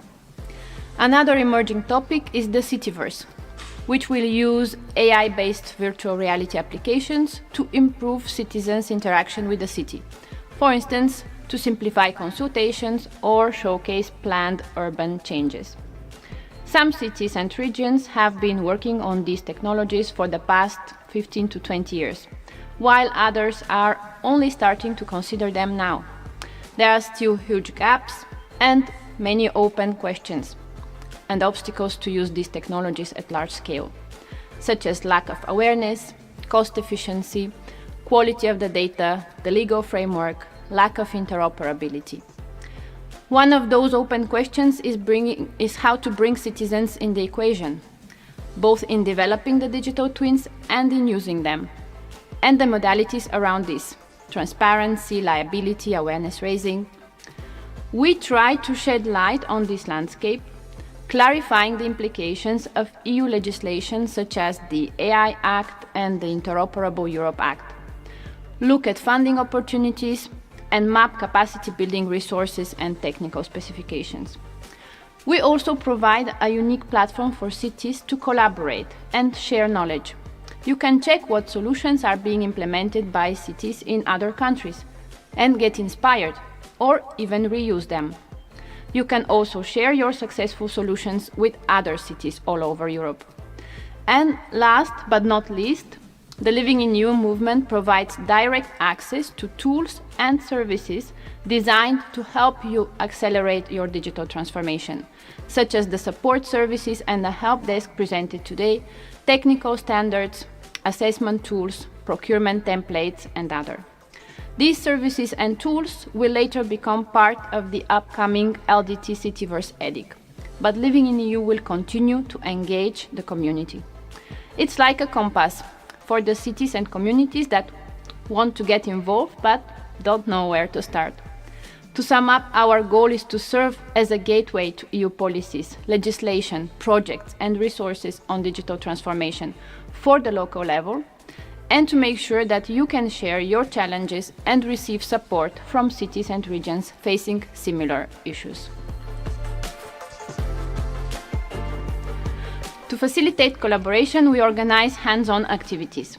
We have 5 working groups corresponding to the 5 commitments of the Joint Boost Sustain Declaration that I mentioned at the beginning. In each working group, people from local and regional administrations share their experience and learn about EU legislation, funding opportunities, local practices, and technical standards. We invite experts from the European Commission, legal experts, technical experts, researchers, who provide expertise and advice. Each working group has an annual work plan developed together with the members, where the topics for the year are identified. So, members can put on the table any topic for which they need support. Each group has on average 4 meetings per year and other activities. On the slide you can see the current topics for each group. The technical working group is focusing on interoperability, data spaces, and minimal interoperable mechanisms. The education and capacity building working group provides training resources. The legal working group explains the implication of key EU legislation and its relevance to local and regional authorities, such as the Interoperable Europe Act and the AI Act. But we also work on concrete tools, such as the standard contract clauses for AI procurement. In the financial working group, we discuss funding programs and instruments, and in the monitoring and measuring, we work on tools such as LORIMAS and defining KPIs. Apart from the working groups, we organize various events to keep members informed about the latest developments at EU level. Advancement in data spaces, interoperability, local digital twins, and more. These are information sessions and participatory workshops, stakeholder forum and supporter meetings, where also tech companies, consultancies, research institutes, associations, and other interested stakeholders can participate. The aim of those is to bring together the demand, so cities and regions, and supply, so businesses, side of the smart city market. Signatories of Living in EU have access to tools developed at EU level and can even help shaping them. As of September 24, Living in EU offers 5 tools. The online procurement help desk, a blueprint for setting up a data space for the city, standard contract clauses for procuring AI-based solutions, technical standards for ensuring interoperability called MIMS+, and the digital maturity self-assessment tool LORIMAS. I hope that by now I have managed to convince you that it is worth joining our community, which by the way is completely free. There are no financial or other obligations. So how can you join? Very easily. First, you need to get the political level on board. Your mayor, deputy mayor, or responsible city councillor needs to sign the Joint Boost Sustain Declaration. Then anyone from the city administration can register on our platform, start using the resources and join the meetings, training sessions and working groups. But we know that it may take some time for the political adhesion, especially in bigger city administrations. Here actually the smaller ones have an advantage. So we welcome city experts to register on our platform already now.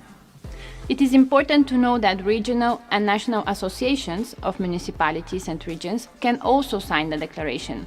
The Finnish association Kuntaliitto, Dutch association VNG, or Spanish association FEMP are already signatories. The association has a role of facilitating the participation of its member cities in the Living in EU. So visit our signatory map, livingin.eu. We signed to check which cities and regions of your country have already joined. We are pleased to invite you to support the Living in EU movement, especially if you are already participating in the online procurement help desk. Thank you for your attention.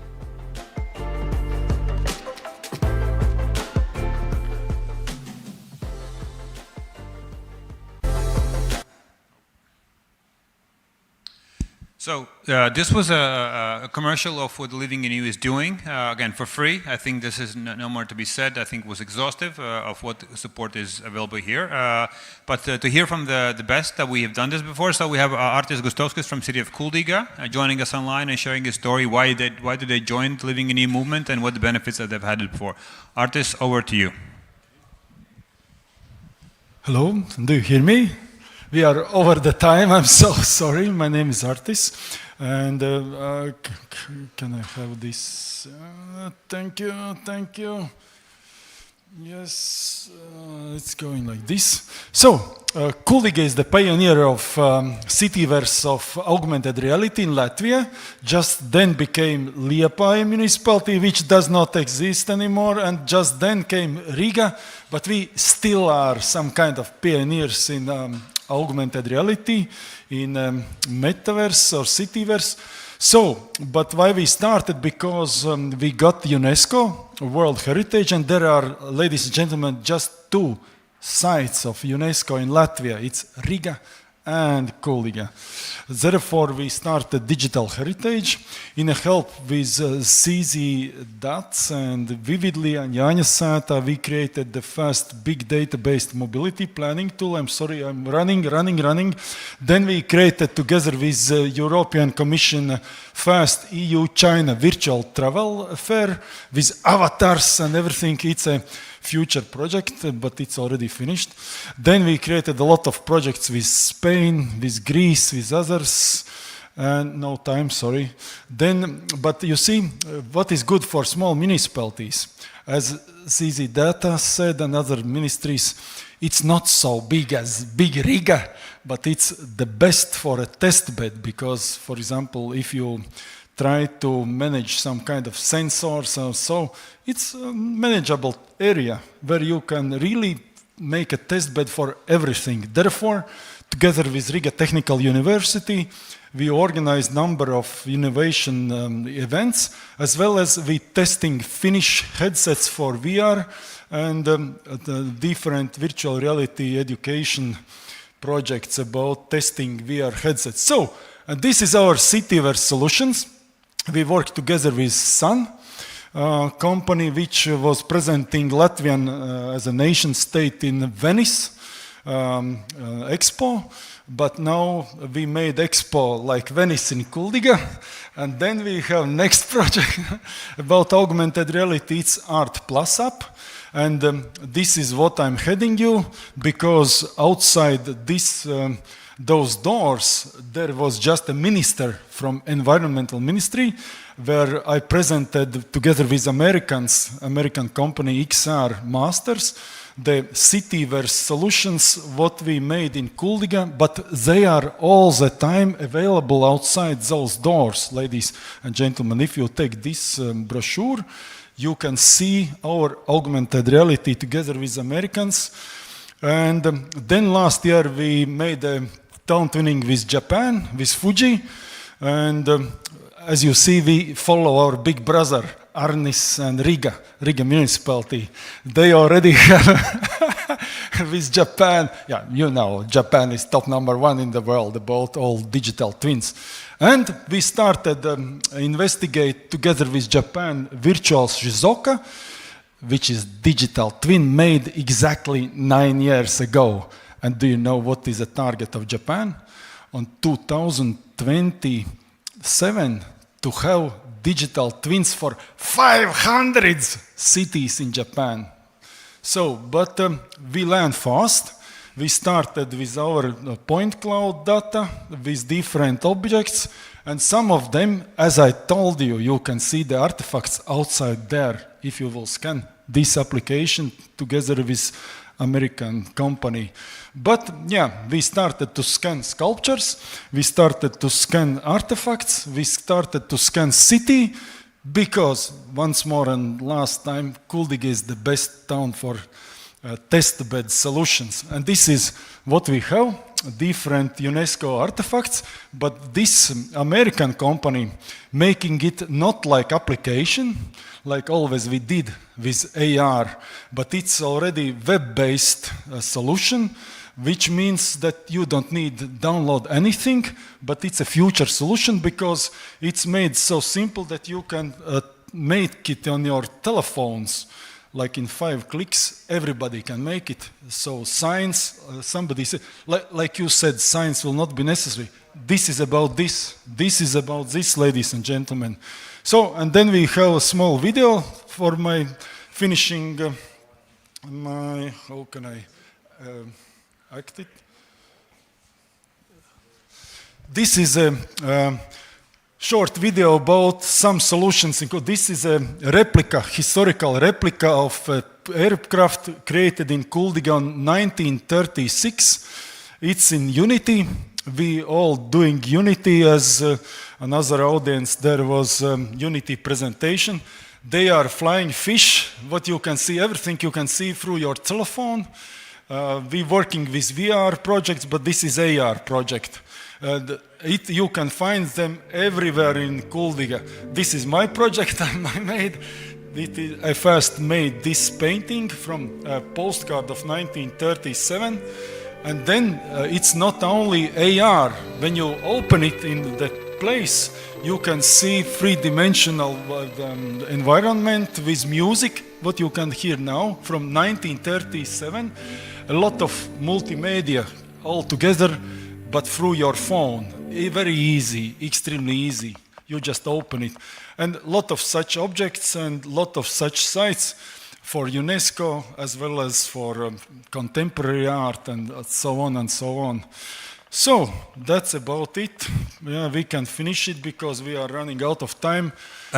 No, we cannot finish artists. You have to tell about living in EU. This was selling Kuldiga and done excellent, but living in EU was the purpose why you're having a part of this panel. So let's bring that back to the ground. Yes. How do you find being in living in EU? Is this why did you choose to join, and was this interesting and promising and fruitful for you? Yes, as Kuldiga? It's extremely important for us because living in EU, it's for example, Lordimas or all those tools. I just, of course, investigated. We just today will sign it, but I really love that we can compare each other where we are in our digital transformation process, as well as, let's say, now I'm asking everything to Arnis or Riga Digital Agency. How can we cooperate? How can we do this, or which kind of scanners we must use for this? But then now we have even bigger brother. It's living in EU. So, and I like this slogan, which is for living in EU: start local and think big, think wider, and think global. Yeah, think global. Thank you, Jesters. Great. So again, this is an open invitation for all municipalities, not just Kuldiga or Riga, which are signatories, but also other municipalities. This is the biggest network to be had in Europe. It's free of charge. It tailors the service for you depending on where you are in maturity session. So again, this is a fantastic option, and I would assume that many of us would be interested to discuss this question going into the future. So without further ado, let us now finalize this last session. We have one more presentation on EDIC. Is this correct? Yes. Yes. Oh, so artist, my Wednesday brain. We're going to have this signature event of you joining Living in You. So yes, myself and Gabriel will be up in here, Geneva. This is where we'd like to officially sign you as a Living in EU member, which is fantastic. So we're going to have the. I will help you. There we go. All right. So this is the background for you doing this, and then. These are the declarations. I will take a picture.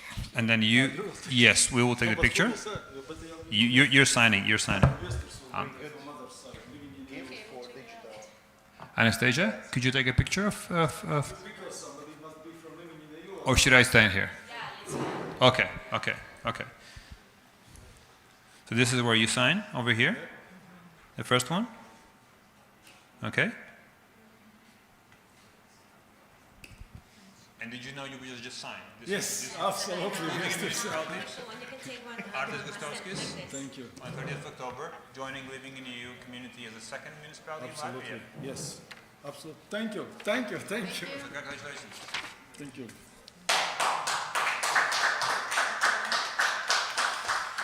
There we go. Okay. And you have to sign by yourself because I'm not joining you just yet.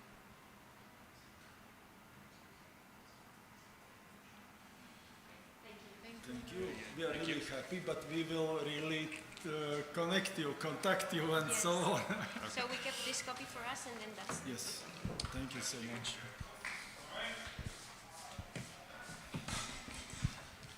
Agnes, the last session on EDIC, and then we are rounding up. Okay, there we go.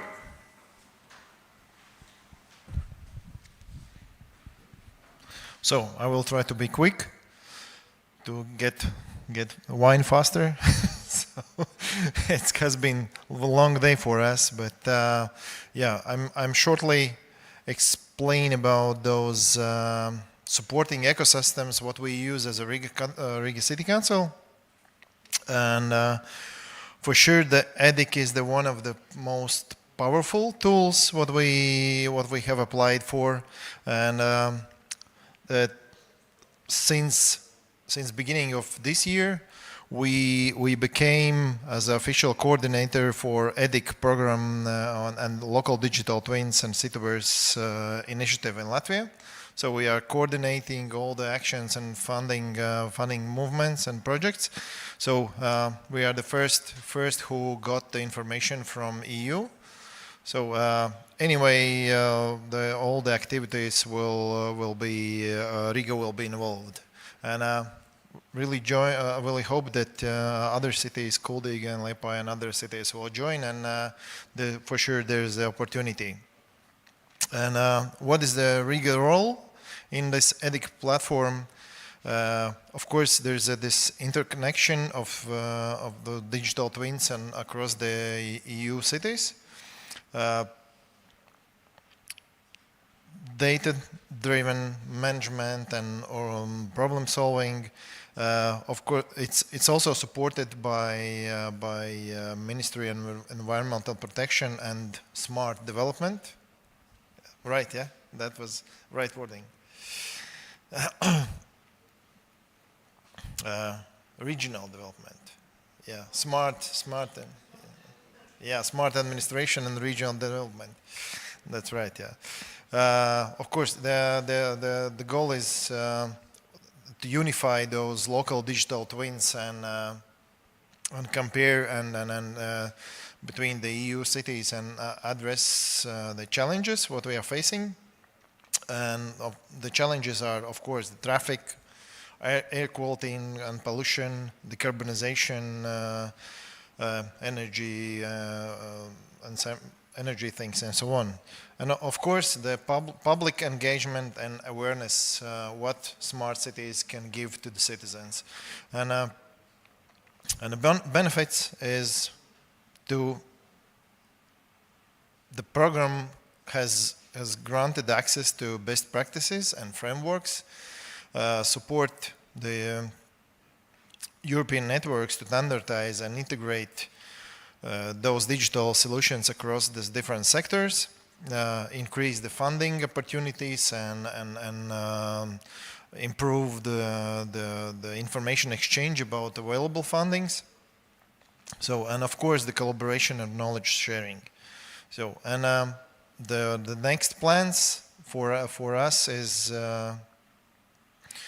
why EDIC matters to Riga is of course the enhance urban or city management, to optimize city planning and resource management, broader continue our journey to digital transformation, and planned activities is we are in a close collaboration with the academia, public and private sectors, and already starting from mid this year, we have several practical implementation projects, and we have applied for a project, so hopefully they will be approved. So that's how we are taking like first actions from EDIC. Thank you, Arnis. This is the last section on support mechanisms coming from EDIC. Again, Riga has a fantastic position in this conversation. There are very few of those initiatives in Europe, so please make sure to make most of it, especially through Living a New initiative, Lordimas, Procurement Help Desk, and then the work that's going to be done on the experience and capacity of Riga, then deploying the ideas elsewhere in Latvia. So without further ado, thanks Arnis for the EDIC description here.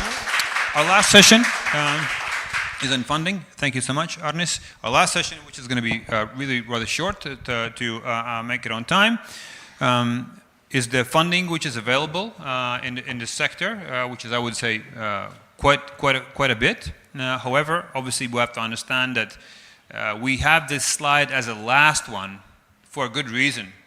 Because oftentimes municipalities need to articulate their interests, they need to understand where they are in this road development, so they could justify the applications for funding, whether that be regional or national level or European level. So that's why we started out with the tools that are out there, including Lordimas, including online procurement help desk, including the capacity which has been helped with both municipalities we heard before today, including Liepāja, including Kuldīga and Riga. As we say, these are the new roads. This is the new structural funding which is coming our way, and Europe is extending their hand for us to understand how this money is supposed to be spent. How do we leverage value out of that? How do we justify spending that? How do we make a contribution to our livable cities? At least in most situations, whether that be digitization of utilities or mobility or airspace, etc. So many funding opportunities here, but again, you have to start from the start, where you are in your municipality with digitization, its roadmap. Is that consistent? Is that strategic? Is that lean? Is that agile? And you're learning from the best experiences. And again, just to make sure that everyone hasn't heard of it before, Living in the EU helps us to do that. These are some of the funding bodies that you know, and again, no surprises there. But again, this community is helping you to be part of this conversation. Most projects require a degree of cooperation, such as Riga and Kuldīga has said before. So we'd be happy to connect you with the partners there. This is Digital European Program, as covered by Jānis in short, Horizon Europe funding. Interreg Technical Support Instrument, or TSI, and CEF. Again, many of you have been part of these projects, but the focus on here is on digitalization, especially working on maturity there. We're not going to go through all of it. The slides will be available to you. It's late, and I think all of us are a need for some sugar in our system. So you can feel the slides. Digital Europe is one of them. Horizon Europe is similar with different challenges and different approaches. Again, I'm not going to go through each of those to be consulted elsewhere and helpful. These are some of the calls which are coming up in the near future. I can't sort of memorize them by heart, but that's why they're on the screen here. There's a Horizon call coming up in 2025, focusing on urban spaces and how digitization is helping us to move that direction.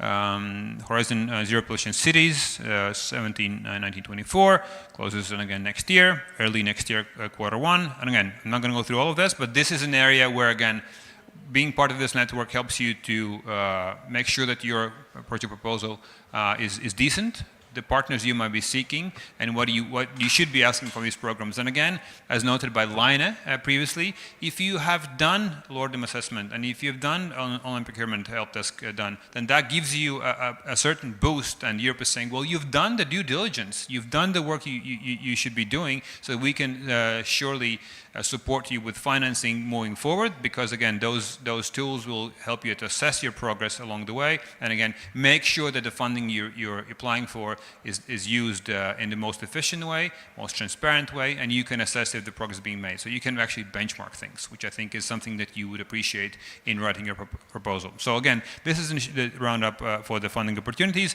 Again, just to say, all the slides and presentations will be available for those of us who are watching us online, those of us who are here, and then who will be watching us in a later stage throughout the year.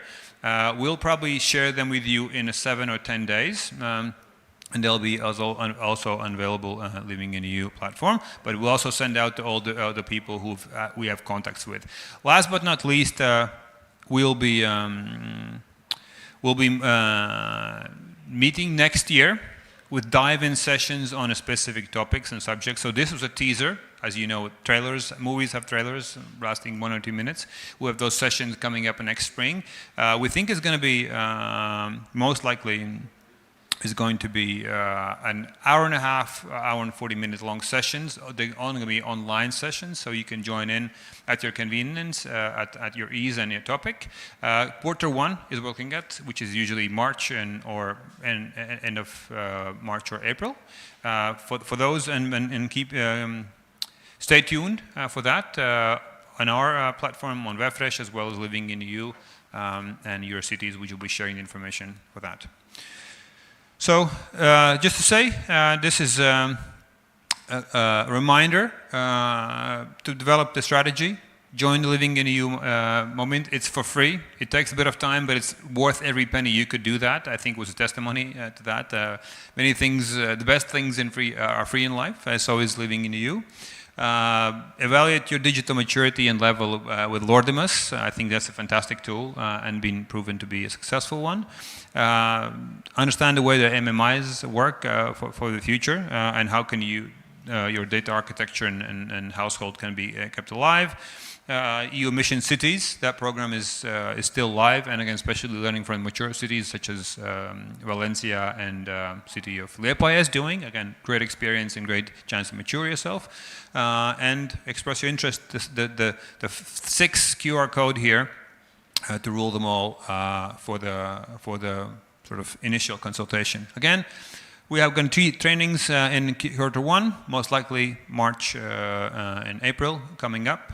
And discover, plan, and empower going forward with all these tools. So this is from our side.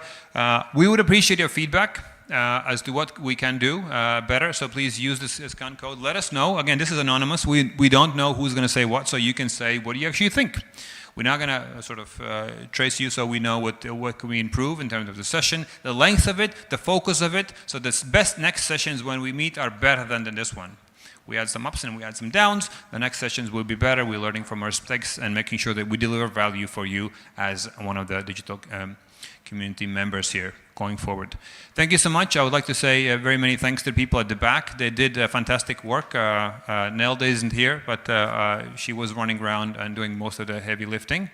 As well as Gabriela and Anastasia, helping us over the last, I was like 3 months, I think we've been meeting regularly to make this happen. So round of applause for Gabriela and Anastasia for making this happen. Round of applause, colleagues.